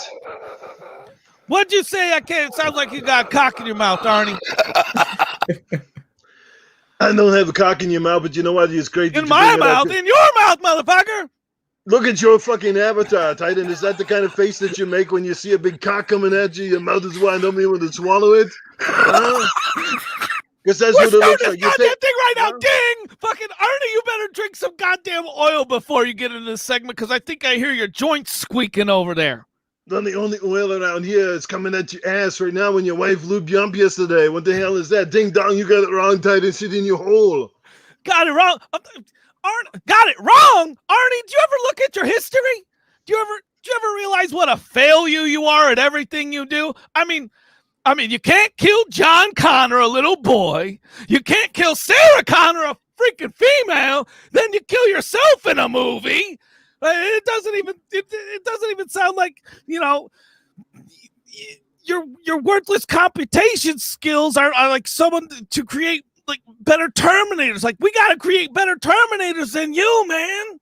Well, John Connor was a little shit stain. I didn't want to kill him. I wouldn't waste a bullet. Sarah Connor, who the fuck wanted to do? She washable hag anyway. I don't do no here. I'll kill everybody, but damn, who cares? He just come back for the sequel. But that's okay. I'm coming for you next Titan Drago. I'm going to show up on your fucking house. I'm going to pull your boots off and hang you upside down like I did with Sully back in Commando. I'm going to drop you off a cliff. And the only thing that's going to be left of you when it's done is probably your mouth going off at the bottom. And you'll be like, I'm dead, but I'm fucking here to shut in the common the tumor. Oh, this tumor's gonna keep going. You know, because I gotta know what failure designed you. Who designed you? Fucking Mark Cerny? Fucking Yes. fucking Cletus read a programming for dummies book and made your old T1000 ass. No, Mark Cine didn't design. I mean, that guy is too slow. Besides, we don't be bored to death if we got to watch Mark Cine. It's kind of like you. Like, I swear to God, Titan. But that's good for you. You could design anything because you're smart. You're a teacher, and you're here, and you're chatting at your asshole, but you're always loud. You know what I mean? Everybody got to turn their headsets down. What is up with that? Were you suffer from some kind of ear syndrome as a kid? Did you get too much sperm in your ears or something and swim under the water? What is wrong with you? Arnie, turn up your volume. I can't hear you. You know, you're like the only Terminator that ages. What the fuck is up with that, man? Then you have the audacity to compare yourself to Rambo? Hey, Arnie, do us all a favor and go drop yourself into some more liquid hot metal. I am the ageless wonder. I could get old. It's in my genetics. It's in my DNA. But with you, Titan, you're like a shriveled up fucking penis. That's what your head looks like. It looks like a fucking foreskin that somebody lost in the bathroom. What the fuck is that? Go sit your ass back down. I'm not ready. I'm not done with you, but you keep going. You're doing pretty good tonight. All right, D, that's the end of round one. Everybody go ahead and vote in the chat. Who won round Jesus one? Christ, that was round one. I thought we had 10 rounds after that one. It should be like one question. What the fuck? What's the matter, Arnie? You running out of memory over there? I am running out of memory. I'm running out of stupidity. I can't put up with it anymore. I'm sitting here and I'm getting dumber every second that I listen to you. All right, keep the votes coming in, everybody. We're voting for either Titan or Arnie. That was a hotly contested first round, let me tell you, everybody. So, Crispy, do you want to add those up for me, for us all? Crispy, you there? Hello. 3-Bit, go ahead and add those up. All right. I don't know. Crispy Bomber's in the background. He's laughing so hard, even his fucking avatar's got his mouth shut. Unlike your avatar is how it's going. Yes, I was laughing so hard. Yeah, I was just, that was hilarious. The winner of the matchup, it is Arnie. Round one goes to Arnie. All right, very well. Holy smokes, another round. I gotta come back strong. How many rounds you losing now, Titan? I hope the fuck you never ever take up boxing as a career, because you never make it to the third round. Everybody knock you out in the first. Oh, geez. What are you doing MMA over here? Like, what the hell? I will do 3 whatever rounds? they pay me to do. I might be the oldest fucking actor to ever enter the MMA. Don't piss me off and get on my bad side, because I will do it. And the first person I will challenge out Stallone, and then I'll get him in there, I'll put him in a chokehold, and I'll make him shout out crazy crap in the chat. All right, Arnie, we'll count that as the beginning of your second round, okay? So, you know what? Here's the beginning of the second round from my side. Arnie, I got to know, the T1000, right? What the fuck do you have 1,000 of? Bits of processing power? The T1000 is probably like, that's probably your age, Titan. You're probably 1,000 years old. That's what I think you are. You're underdeveloped fetus is what you are. You're still here. You're talking, but I don't know what the hell you're saying half of the time. You're just so loud. You're in there, you know. So just put the toilet seat down. Get it off your head. Arnie, I think I know why they had the Nintendo Switch in the background of, you know, Phil Spencer and all them. I think I've just found it out. You know why? Is because I think that thing has more processing power than you, man. Trying to get the cut off of there. I couldn't hear you, Titan. I think I was already deaf after the first round. What the hell are you talking about? We got the super chats coming in and nobody reading it. We got them in here from Cyger, Kunter, whatever. Kilantro. We'll get you guys in a second. You wait, they'll read the super chat, but I got the answer tight in the question. You want to say it again for us old fuckers who can't hear straight? I was just saying, I think the Switch has more processing power than you, man. Yeah, and the Switch is probably got more processing power than me, but you know what? The Switch is more efficient than you. At least I can hold it in my two hands, and I can hold you in my one hand and crush your neck and strangle you. That's what I would do with you, you little pipsqueak. Go sit back down in your baby buggy bumper chair. Sit there. Hey, well, hey, at least when Mag comes back, we won't be able to hold him in either hand, you know. Snip, snip. All right, that's the end of round 2. Everybody go ahead and vote either Titan Drago or I would admit that I wasn't that sharp in the second round. If you give it to Titan, that's okay. I'll come back strong in the third round, and I will come back just like I do as a Terminator and kick his ass. But the fucking cyber gunter threw me off. They're telling me to read his super chat, and I'm in the middle of speaking. Cyber, you sit down in your chair and you wait your turn. Oh, that's spectacular. Go ahead. Oh, it looks all like right, let's go ahead and count up these votes. And it's Crispy. You got it this time. We got this one looks a lot we closer. got Titan. God damn it! Is this Sesame We got Street? Titan. You have the count No, for it's you? definitely Titan. Titan. You got this one. All right, we got another rubberneck round 2 weeks in a row, everyone. Smiting. I love it, Assassin Lupa. Keep bringing that back. I love smiting. All right, so final round, winner takes all. Arnie, are you ready? Do you want to start, or you don't want to do an age before beauty thing? Final round. I will let you take a crack at it so I can come back extremely strong. I'm ready to go. I'm just sitting here. I'm going to smoke my cigar. Bring your ass, because I've got my donkey. Let's go. Let's do it. All right. Well, while you're doing that, go ahead and dust off your CPU. You know, make sure your GPU's ready to go. I mean, damn, yeah, the PS5 is no match for the Xbox series of consoles, but let's see if you can run Mortal Shell at 4K 60. Look, Titan, you know what? You're almost as stupid as Microsoft's naming scheme. What the fuck is it? They come up with the Series S, the Series X, the X, the Sex, the Smex. I don't know what the fuck they're doing here. That's like you, Titan. That's probably how you teach at school. You can't get off of the word X. You're always infatuated with it. So I don't know what the hell you're talking about. I would do that with PS5. At least the giant thing looks like a giant. You know, it looks like it actually came from the T1000. It came from the future. I don't know what the hell that was. Heck, the Xbox is so simple. They're even going to make mini fridges with it. It's just a square box. It kind of looks like your old girlfriend's box. It's plain simple and it's dark. I understand, Arnie. You must be jealous of that bigger box than what you got over there. Oh, I've got lots of things over here. I've got plenty of rumble. I don't need pulse or motion controls. You probably do. Your mouth is probably the biggest vibrator your wife's ever seen in her life. Huh?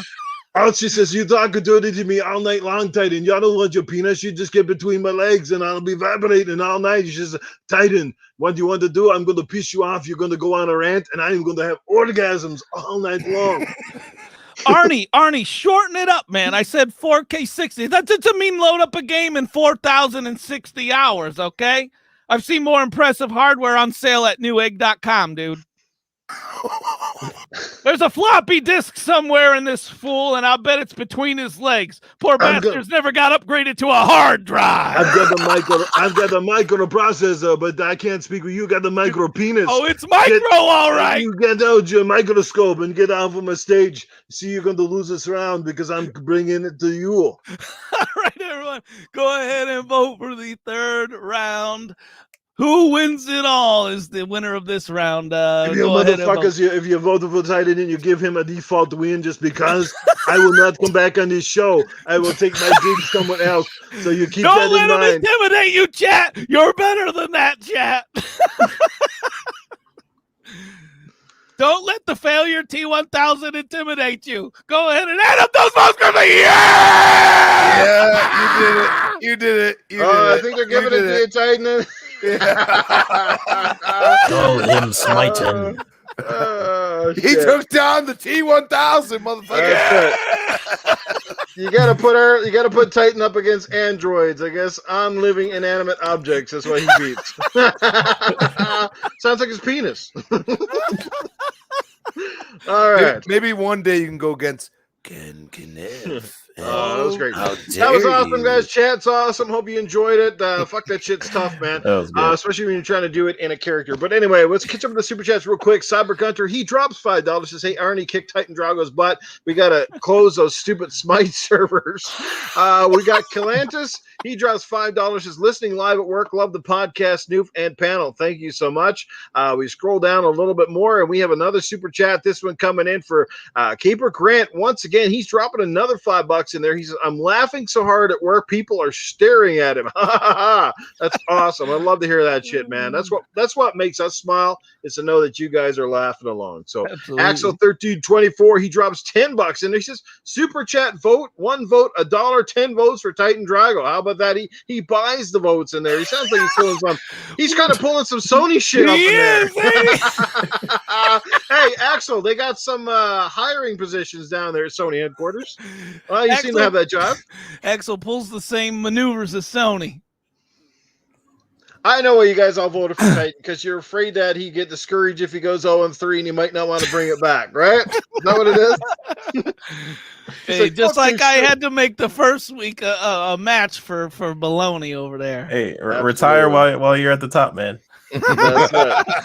I don't know, 1 and 2. I don't think that's at the top. I got a losing record. Yeah, but you won. You won the last one you ever did. Hey, you're the last 2 in a row. There you go. Good shit, man. Good job, Titan. You came back stronger this week. You definitely kind of left Arnie stumped on a few of those ones, so good for you, man. Good shit. Doggy dog, I'm a Titan Drago fanboy. It was a pity wins this Glenn McLaughlin.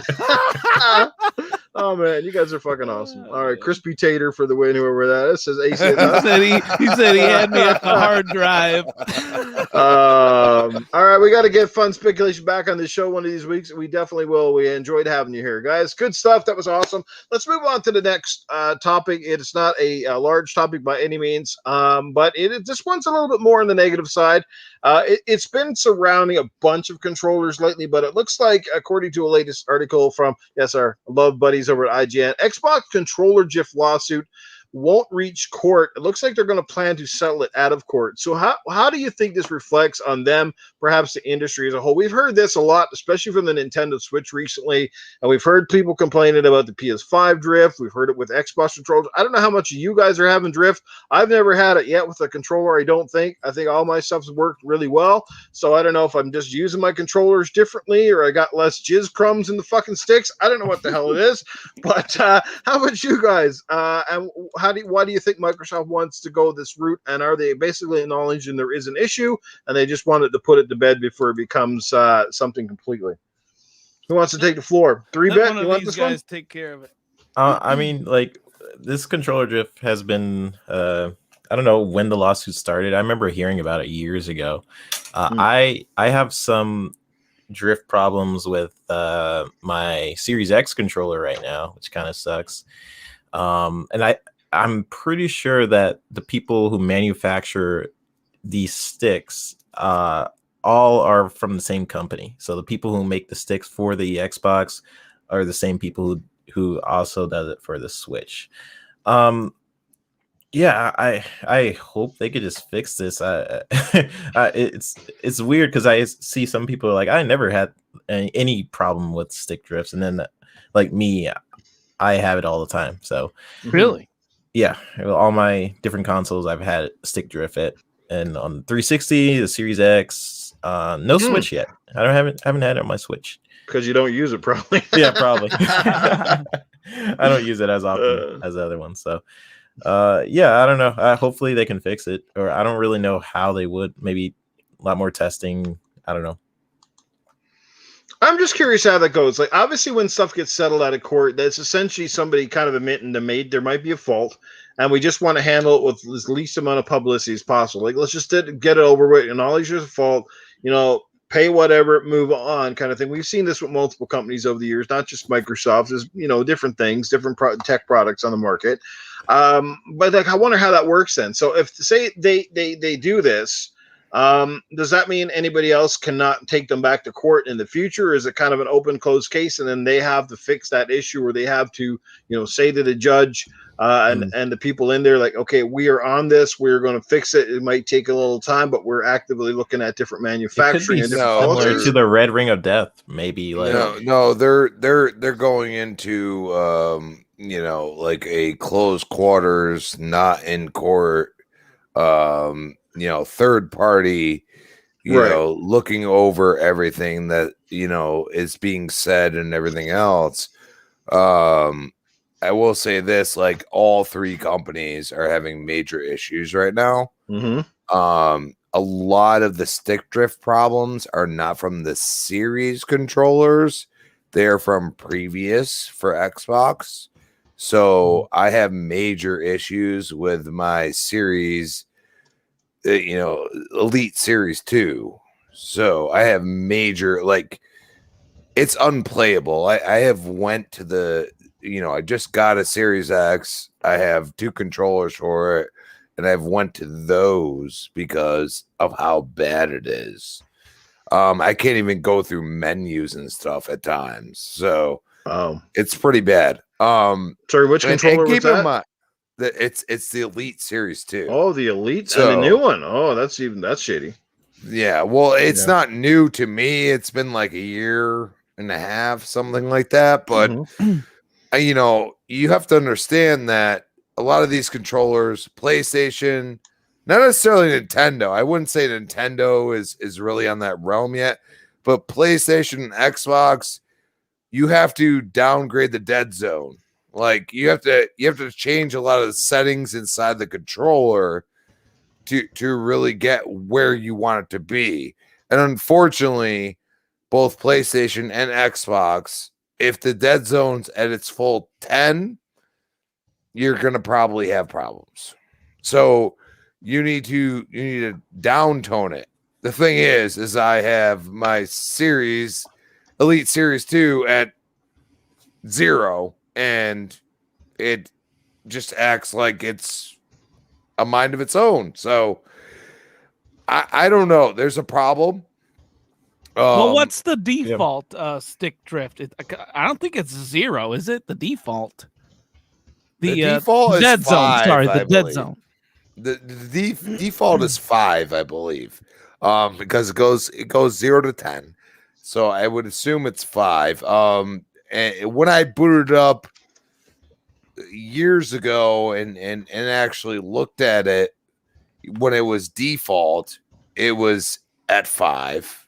I would assume they're still keeping it at that. Well, if you change it to 5, does yours still stick drift then? Yes. Ooh. On my Elite Series 2, which is the Elite controller. It's a $200 controller. Yeah, that's what I just I'm not well, I'm gonna tell you that they've changed a lot of things, and the problem is that I bought in immediately, and that's where I bring caution to people. Like, don't buy in immediately. Let people, buy in immediately and see what they're doing. Because, if they have complaints 3 months down the road and you're going to spend $200, don't do it. Now, people are starting to figure that out with the DualSense, right? It has $417. Well, and I've seen multiple like big time like PlayStation, actual like people that are like Kotaku shit like that be like, I don't like the way this controller feels now. And I'm not only hearing stick drift, but I'm also hearing people breaking the triggers. Okay, yeah, like actually breaking them. The bumpers. I know my friend has had a real big problem with. So I'm a little concerned about that. Like, as far as the series controllers, literally no stick drift for me. So I got my Series X. I got 2 series controllers. I booted up with the Series X controller that came with it. And I've had zero. I've actually had to go back to that, even though I'm a Gears player and I use the bumpers in the back for the Elite Series 2. So I'm sitting there like, I don't know what to do at this point because it feels more responsive. It feels much better. And on top of that, I have zero stick drift. So I'm like, what means more to me at this point? And at this point, it's become zero stick drift, and I'll deal with not having the bumpers in the back. But I feel like Xbox and PlayStation lost a sense in themselves when you're going to sit here and act like those back bumpers, if you put them on your actual controller that came out, for the system, that it wouldn't mean something to people. And I think it really would. And it would change the game for some people, because still to this day, I look at that Elite Series 2 and I'm like, fuck you. Why can't I have this on my controller right now? Like, it's a simple setup as far as like what they did to it, but it's so substantial when you're gaming. And I feel like that's what I expected PlayStation to do.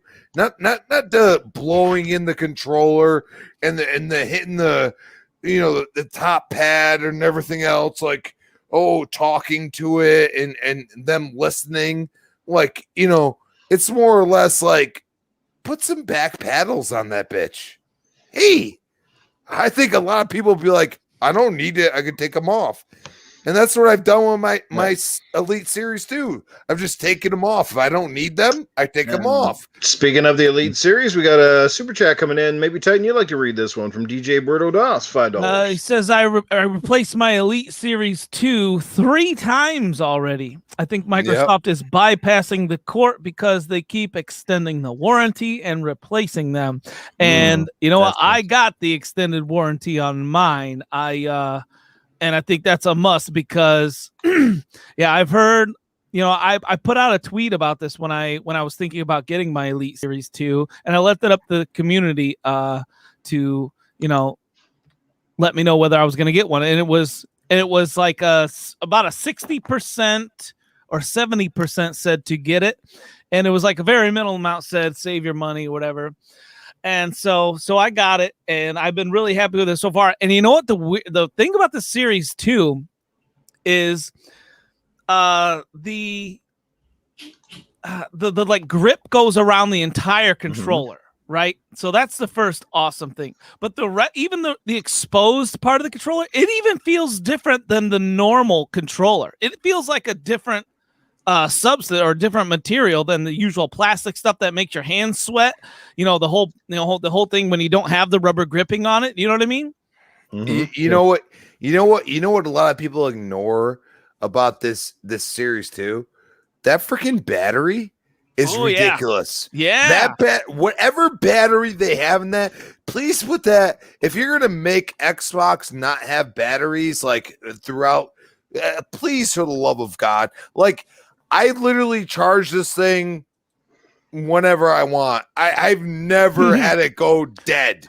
Like, you're right. Just lasts forever, dude. All right. So I usually use the rechargeable batteries, right? And I usually go through one a day. I usually charge it while I'm asleep. Well, one night I had my Elite controller too. I played all day, and I forgot to charge it. I forgot to put it in its little thing. I fell asleep, and the next day I come up and I'm like, oh dang, I forgot. And I checked the battery. It was still 100%. I'm like, what? I played all day with this damn thing, dude. Microsoft, come on! Like, if you're gonna make an internal battery, we will pay a little extra for a controller if it's got an internal battery that lasts as long. It's good having the option though, Crispy. Like, I think some people are just hesitant on it because they just have like. I know people who just want the regular batteries, and then it's just cool to have the option to either have a rechargeable. If you don't want to use a rechargeable for whatever reason, you have the batteries, and you can basically just put that in the back of your controller. But I don't have a series like Elite Series 2 controller. But I wanted one. It kind of sucks to hear that from you guys, but Yeah, hopefully they get that. Yeah, I sorted. mean, a premium is that- controller like that should not have stick drift issues. That's all I can No, say. When I you're paying agree that much completely. money, You should there's not buy no that. excuse. That should have been like, they say they do these tests. They do the button presses, like what, several thousand impact rotations and stuff like that, which most of us probably wouldn't beat a controller that fucking long in our lifetime. And sorry, 3-bit, go ahead and you can take your thing. Sorry to cut you off there, but yeah, I don't think, especially with your out of the box controller, after a couple of years, I get it. You really can't complain if you got 3 years or something out of a controller if you're steady use, but something $150 that's classified as premium should definitely not be giving people problems. Yeah, I completely agree. I think the warranty thing is probably getting them around some lawsuits. I know they probably learned a lot from the Red Ring of Death and handling that whole situation with basically manufacturing issues and how they deal with handling their customers and stuff. I know the DualSense controller has like 400 something hours on it, and after that it kind of dies out. I haven't seen anything on the Elite series controllers. Like, how long is that supposed to last? I've used mine for about 100 hours already. I've got nothing, but I guarantee it's a lot longer than 400 hours. That 400 hours, that is like that's really low, especially since Noof was saying, they test it to like, 1 million button presses. It's not 1 million, but whatever it is, it's like, and I wonder why they do that, because if they test every controller like that, like that's like 1 million less button presses that you have as a consumer. They don't do it with every controller. I think they do it with their prototype, and they see how many an average prototype would hold up on, and then everything else in production theoretically should somewhere last in the ballpark of that prototype. But I mean, obviously they're mass produced. It's like anything that's mass produced, you're going to get duds. I mean, like you said, we are a small group of people, so if you ask 10 of your friends, how many of you guys have had issues, and say 8 out of 10 say they don't, well, that's a pretty good odd the other way. You say if 8 out of 10 people do have stick drift issues, then you start to wonder, okay, how fucking common is this? Like that Red Ring of Death stuff, that was definitely no joke. And I'll tell you why, because at one point when I lived at my sister's house for a little while when I moved to Alberta, I lived with her and her 4 kids. We all had 360s, 5 360s in one household. You know how many actually red ringed? 4 out of 5. That was terrible. I went through 4 360s as well. Yeah, 4 of them red ringed. I play games like there's no end to tomorrow. So I'm like a really good, at the maximum end of gaming. I play a lot of games every day, and like I hardly take days off unless we're on vacation or something. So, but I have not had stick drift yet. Maybe let's get some more data in the chat. Let us know if you've had stick drift on your Xbox controller in the chat. Xbox or any controller. Xbox or any of your controllers, whether it's Switch or it's PlayStation. Put a 1 in the chat if you've had stick drift, and 2 if you've had no issues in the chat. Let's find out how many people are having stick drift issues. There you go, guys. So 1, if you had stick drift with any of your controllers, that's PlayStation, Xbox, Nintendo, and 2 if you have had no issues at all. Let's see that in the chat. And I guess, what? I feel sorry for Mag, because he's going to have the biggest problem of us all. He's definitely going to have some stick drift between his legs from now on. I was going to say, if there's one thing ain't drifting, is his hair, because he got none. We're going to call Mag the cue ball. Love you, Mag. Mag, he looks like a dehydrated Stone Cold. Just kidding, Mag. It's all good, brother. He's gonna come back and get me. He's gonna be Tony Boy's got a bone to pick with us next week. Goddamn. I listened to the show. You know what? I didn't even listen to it. I turned it off halfway through about the 5th ball joke. Oh fuck, it's gonna be good when he comes back. Shit. So yeah, like we're seeing what are we seeing here? Let's see here. Let's just go down the line. Doggy Dog says 2, so he's been lucky to no issues. Axel had 1, Dex had 1, Pongs had 1, Dr. Doom had 2, Doggy Dog with hookers for 2. I'm not sure what the fuck he's doing with his controller and hookers, but okay. There you go. Jackass 1, Keeper Grant 2, Infinite 2, personally 1 for the kids. I can definitely see that. Cerebral Paul's 1. Ooh, lots of 1s. So lots of stick drift issues here, guys. Oh, DJ Birdos, $2 super chat said the It's true too. He said the battery in the Elite Series 2 is like the battery in the T1000. Did the T1000 even had a battery? Huh? That was liquid metal, wasn't it?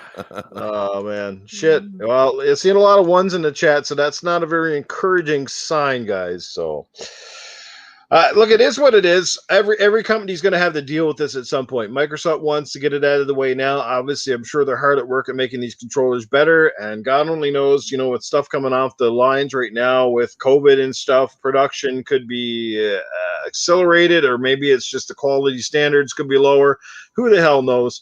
But anyway, it's something to keep an eye on, and something I said all of the companies so far have had issues with. So, like I said, hopefully the best. Yeah, and we'll go from there. Any further thoughts out before we move to our final topic of the night, guys? Final topic. Let's see. Final topic. And this one's a good one. This one's a fun topic to end off the show on. A little bit of, I guess, encouraging fun news. And hopefully they don't have any issues with this particular product. It looks like Microsoft is moving forward with the mini fridge as promised. They got some prototypes that are out in the wild right now that are going through that testing phase, I guess, to make sure that everything's working properly before they go to mass market and we can all get our hands on one. I can tell you right now, before I hand off my opinion and my questions to the panel and to our guests, is that I will definitely buy one as long as they're not astronomically priced. Now, here's the thing. I don't think they're going to be cheap if they come out, simply because look how friggin' expensive the Elite Controller 2 is. For fuck's sake, it's a controller and it's like almost half a console. So a fridge, oh my God, who knows? But yeah, I would like to have one because I think it'd be a great collectible. I mean, the design speaks for itself. I mean, if you make a little mini fridge even as big as the Xbox Series X and the door opens and you can pop out like 4 or 5 cans of your favorite beverage, I'm all in for something like that. I think if they can keep it under $200, it's going to be a massive hit. Over 200, I think it's going to speak to a very select crowd. So yeah, I'm pretty encouraged. And of course, that all came from that big Twitter battle they had a few weeks back where they were in this sort of a competition bracket going up against popular brands. The final came down to Xbox versus Skittles. Right? And they basically won out by a very slim margin, but they won all the same. And Aaron Greenberg basically said, if we win this contest, we'll make that mini fridge that people have been asking for. We saw that The Rock actually had one, and somebody else they got one too. Little mini fridges, probably like some early prototype stuff, I'm guessing. I don't know if the final product will be similar. I would imagine it would be, but they'll have to make a few tweaks, obviously. So, anybody here excited about it? Who wants to take the question first? I know, like I said, I'll buy one as long as it's priced right. How about the rest of you guys? Yeah, I mean, I agree with you completely. If it's $200, I'm fine with it. Just to have something in my game room that, is a refrigerator and, I could put a few cold beers in there. Hey, I'm a happy camper. It also looks cool. And, I continue, just because I've only had the Series X for about a month, continue to look at it like, man, I love the way it looks. I just do. I mean, it's so nonchalant, so chilling, but at the same time, it just goes with everything I wanted to go with. And I feel like that's exactly where they're going to make that mini fridge. So it really just, like, hey, you can put a cold beer in there and it'll stay cold. And then you can take it out and you can drink it. That's what I like. So I'm down with it. And I think it's cool that Aaron threw it out there, man. Like, seriously, like, you want Xbox to win. Well, we threw it out there, and then Skittles said we'll get rid of the green apple, which I was kind of torn because I was like, I just want some lime in my life. Like, the Skittles, like that handful, man. Like you have lemon, lime, strawberry, and grape. Like it is perfect. Yeah. But you put that green apple in there, it's like green apple takes over the whole thing. And I'm like, I don't like it. I don't like it. So I was a little torn, but I was like, nah, I want a mini fridge. Yeah, why is she getting a full size fridge? We're getting a mini fridge. Boogie should get a full size fridge. No, I think Okay, you know, it'd be go really cool. Before you answer, you know, it'd be really cool is if you bought the mini fridge and then for an extra, say $50 a year, you get what's called Xbox Fridge Pass or something like that, and it comes with like a couple of drinks every fucking week, Oh and you fill it up. That'd be so cool. Huh? that sounds cool. Fridge Pass. But, I'd fucking buy that shit. You pay an extra $50, you get fucking drinks coming all the time. Hey, if they partner with G Fuel, I'm in. There you go. That's great. Go ahead, 3-bit. Have at her. I was just saying that's pretty cool. No, I'm just kidding. Well, that was a pardon the pun, right? Yeah, that was yeah. So the mini fridge. I'm looking at, like, while you guys was talking, I was just looking at different prices for different mini fridges. It seems like around 189 to like 200 is like the max. I don't know how big this fridge is. It's small. It's pretty small. So like 189, I'm thinking. It's very small. Like how Think small? Tony Baloney's package small. Oh wow. That's Before he got snipped. that's pretty small. Okay. Well, maybe it's like he said like it, not 100. me, Tony. Just kidding, man. Yeah, if the price is right, then that would be a cool collectible, man. That's awesome that event even happened with like Skittles and all these other different people on Twitter. I wanted Wendy's to win, kind of, but they have some hilarious different comments on Twitter. Like, I don't know if you guys have seen Wendy's different comments. They even have their own like Spotify album of like grease raps and stuff like that. I don't know. But yeah, good stuff. I'll get it. Why not if the price is right? Yeah, this is more of like a vanity or collector's item to the hardcore fans, I feel like. So, yeah, I don't think they'll sell more than a couple million or so. And even the hardcore, like, even we're kind of divided, because to me, I think it's a cool idea. But my problem is, it's so small. Like it holds like a 6-pack. Like, I need at least to hold a goddamn 12-pack. Like a 6-pack, I'm gonna have to be constantly refilling that shit. So I'm basically paying whatever it is the price is for a fucking box bigger than my fucking Series X that's under my TV that holds a fucking few beers. Well, I mean, Titan, you could always buy an SSD for the same price. Oh. You're right. Oh man, you're right. Oh my god, I'd rather buy an SSD. You guys see what Infinite said?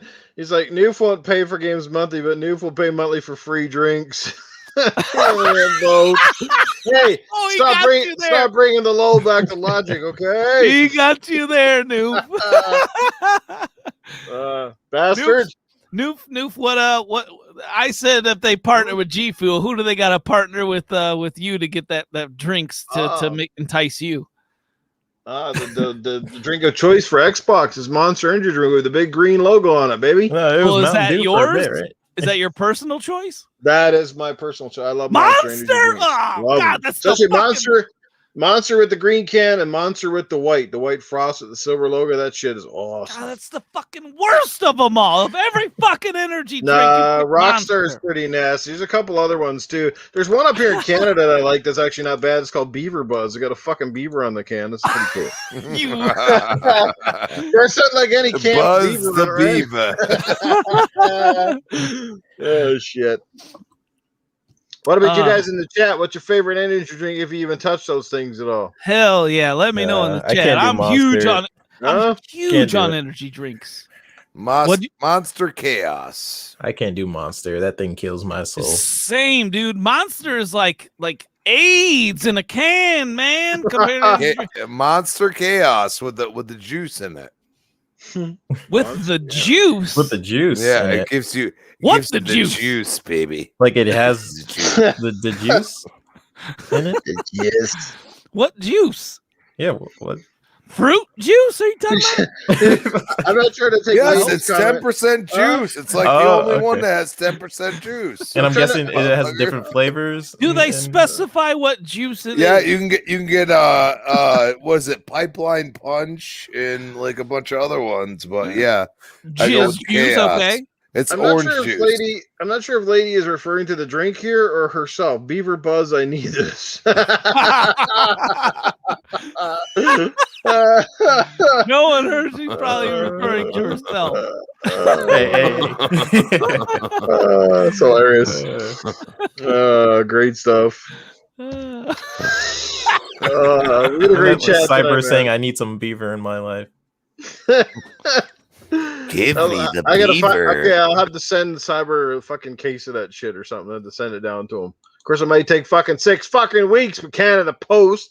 Fucking took over 6 weeks to get that game down to fucking Crazy Greek dude is in the chat, but I'm glad he fucking finally got it. Holy shit, it was held up in fucking shit fuck Vancouver forever. Monster Dragon tea, he says. I've never even heard of it. That sounds pretty good, actually. All right. We got all kinds of it sounds like everybody on the panel will plan to get one if the price is right. AC Husk, you're eliminated. V8 Energy. What the hell? I don't want no goddamn celery in my energy drink. Bro, man who drinks fucking beer, eh? It's like V8 Energy drink. Fucking celery. What? Yeah. It's a man that puts the ass back in asparagus. Oh. Oh shit. Don't be hating on the lady. Oh. Oh shit. Oh man. Good stuff, guys. Any further thoughts on that? Otherwise, we might as well close the show. Well, yeah, I kind of want to know. Is that that's a real drink, right? No, I don't know. Sex. That's all I know. Which one are you talking about? The beep.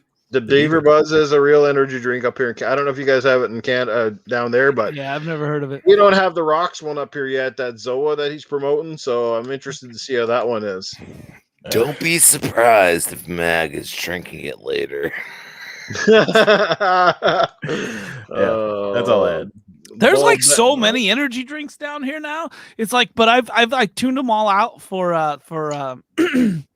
G Fuel. G Fuel is like, it's got literally like so many different fantastic flavors. It's crazy. I've never had G Fuel. Oh, dude, I tried the Scorpion Sting, and it actually stings your fucking mouth. I don't know how the fuck they do it. It's not good, but it actually does what it says. All right, I mean, you can't assume for false advertising, at least. We got Trend Kill Will in the chat. What's going on, Trend Kill? Welcome to the show. Glad you could make it. Hopefully, I think this might be your first time here. The name's not ringing a bell, but thanks for coming out. And he says, do it in an Arnold voice saying, give me the beaver now. Okay, Arnold, can you come in there and do this one? Of course. I'm still not here. I still can't get over it. I'm over here crying in the corner. I can't believe it that I lost the Titan Drago. And you know what's even more embarrassing? It's not so much of losing the Titan, but the fact that he lost the Cletus the week before. So that makes me feel even worse. If I had alone, he'd have beaten somebody respectable. But when you lose this to a guy who's got less teeth than brain cells, I mean, come on, right? Come on. So he lost it to make me feel crappy. But anyway, get me some beaver now. Do it. I want the furry beaver. Bring it. Bring it here. The bigger the beaver, the better. No, give me the beaver now. Yes. Kicking it from Connecticut. Shit. All right. All right, guys. Everybody, good stuff, guys. All right, good stuff indeed. So let's end the podcast out. Like I said, great rants tonight. Awesome insight and from everybody here, the panel, and of course our guests. I want to thank them so much for coming out. So let's get everybody out of here. It's getting late, I know. So we'll start with Mr. 3-Bit, the VGHD. 3-Bit, thanks for being on the show. Hopefully you'll come back. Hope we didn't scare you away, brother. Glad to have you here. And we look forward to having you back in the future. But let people know where they can catch up with you, whether it's social media or a channel, all that good stuff. What's happening? Yeah, first off, thanks for having me. And sure, I got to see Titan lose the next round, so I'll have to come back and see the next round of Arnie. Shouldn't have to wait too long. But yeah, it's been a pleasure, chat. You've been amazing. I'm on several shows. I'm on the Fun Speculation, Xbox Ultimate every Friday with the Magnificent Seven over there. I am on Fun Pop on Thursdays, and also I'm on Mr. Boomstick Show, Xbox Factor every Thursday as well. So love you guys, and I'll see you guys on the next show. Awesome. Hell yeah. Let's get over to our next amazing guest who's made multiple appearances on this show, and I'm pretty sure will be back in the future. The one, the only, the epic rant man himself here tonight, bringing it as only he can. It is the one, the only Crispy Bomb. Crispy, let people know about the multitude of things that you've got your hands into these days. Welcome to Gaming After Dark. Yes. Yes. But yeah, it's been awesome, guys. I mean, love y'all and love the chat. Fire tonight. Especially, getting into these crazy topics that Noof pulled out of his Arnie ass, as we like to call it. But you gotta take that L, bro. You just gotta take it. Come on, I'm not used to sitting at 90-degree angle chairs. Come on, I don't want it. I want to stand up straight. The next time I will come back at one of these days, I promise you, I will come back for the rematch, and I'm going to kick his ass so bad. I'm going to kick his ass so bad, he's going to be able to pull my shoestrings at his nostrils. Just make sure the dildo comes out of the chair first. Just make sure that. But at Crispy Bomb on Twitter, Crispy Bomb 28, Xbox Live, and yes, you can find me on next podcast Thursday night 8 p.m. We got Breakfast of Boom 10 a.m. Fridays. We got Retro Renegades 7 p.m. Tuesdays, and whenever Noof gives me the phone call, as we like to call it, because we're old school here, right, Noof? Oh, absolutely. I don't even email you. I actually send it by letter. You're like, hey, you want to be on? I'm like, hell yeah, let's go, baby. I send it via horse and buggy too, like old school. But yeah, I love being here, and shout out to you guys. I mean, just awesome. And Mag, hope you're well, bro.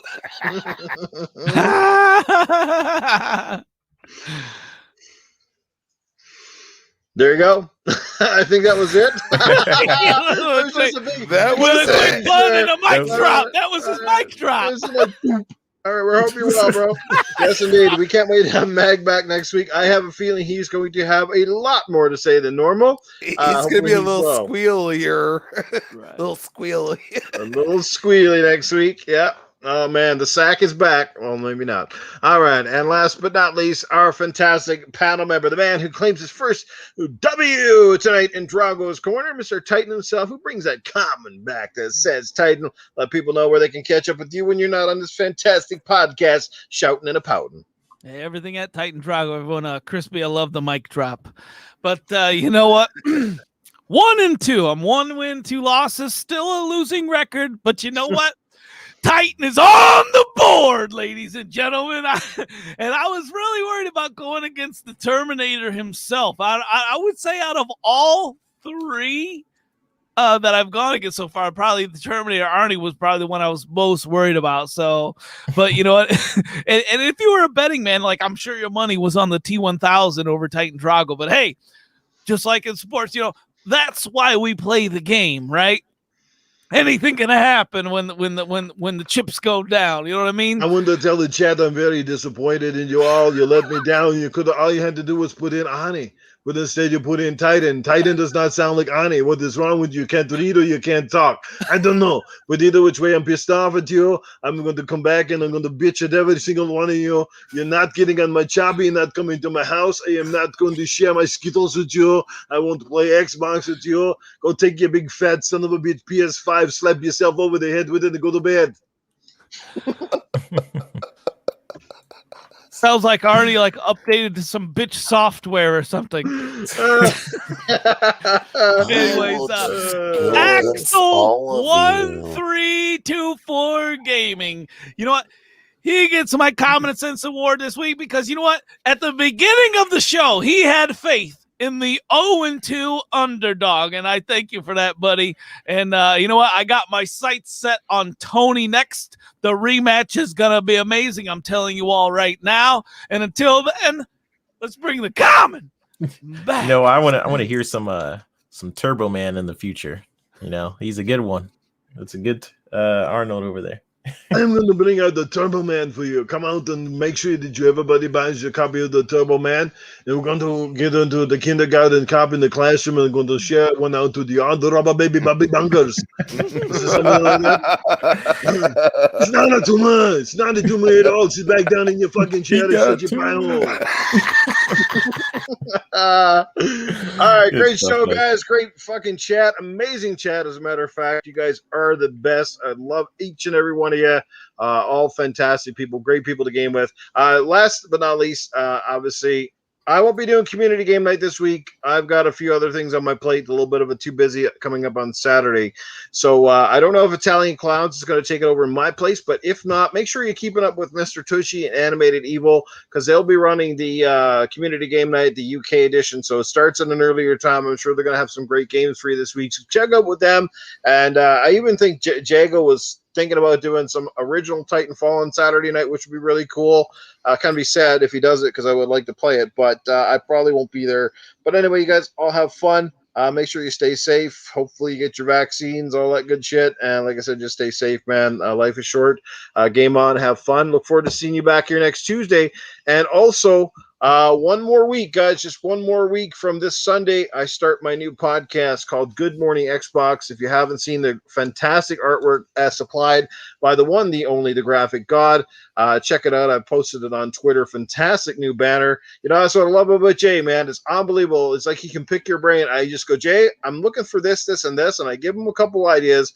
And sure as fucking fuck, man, he comes back a couple of hours later, and if you don't nail it on his first try, you got it within 2 or 3. You're like, damn, dude, you're fucking good.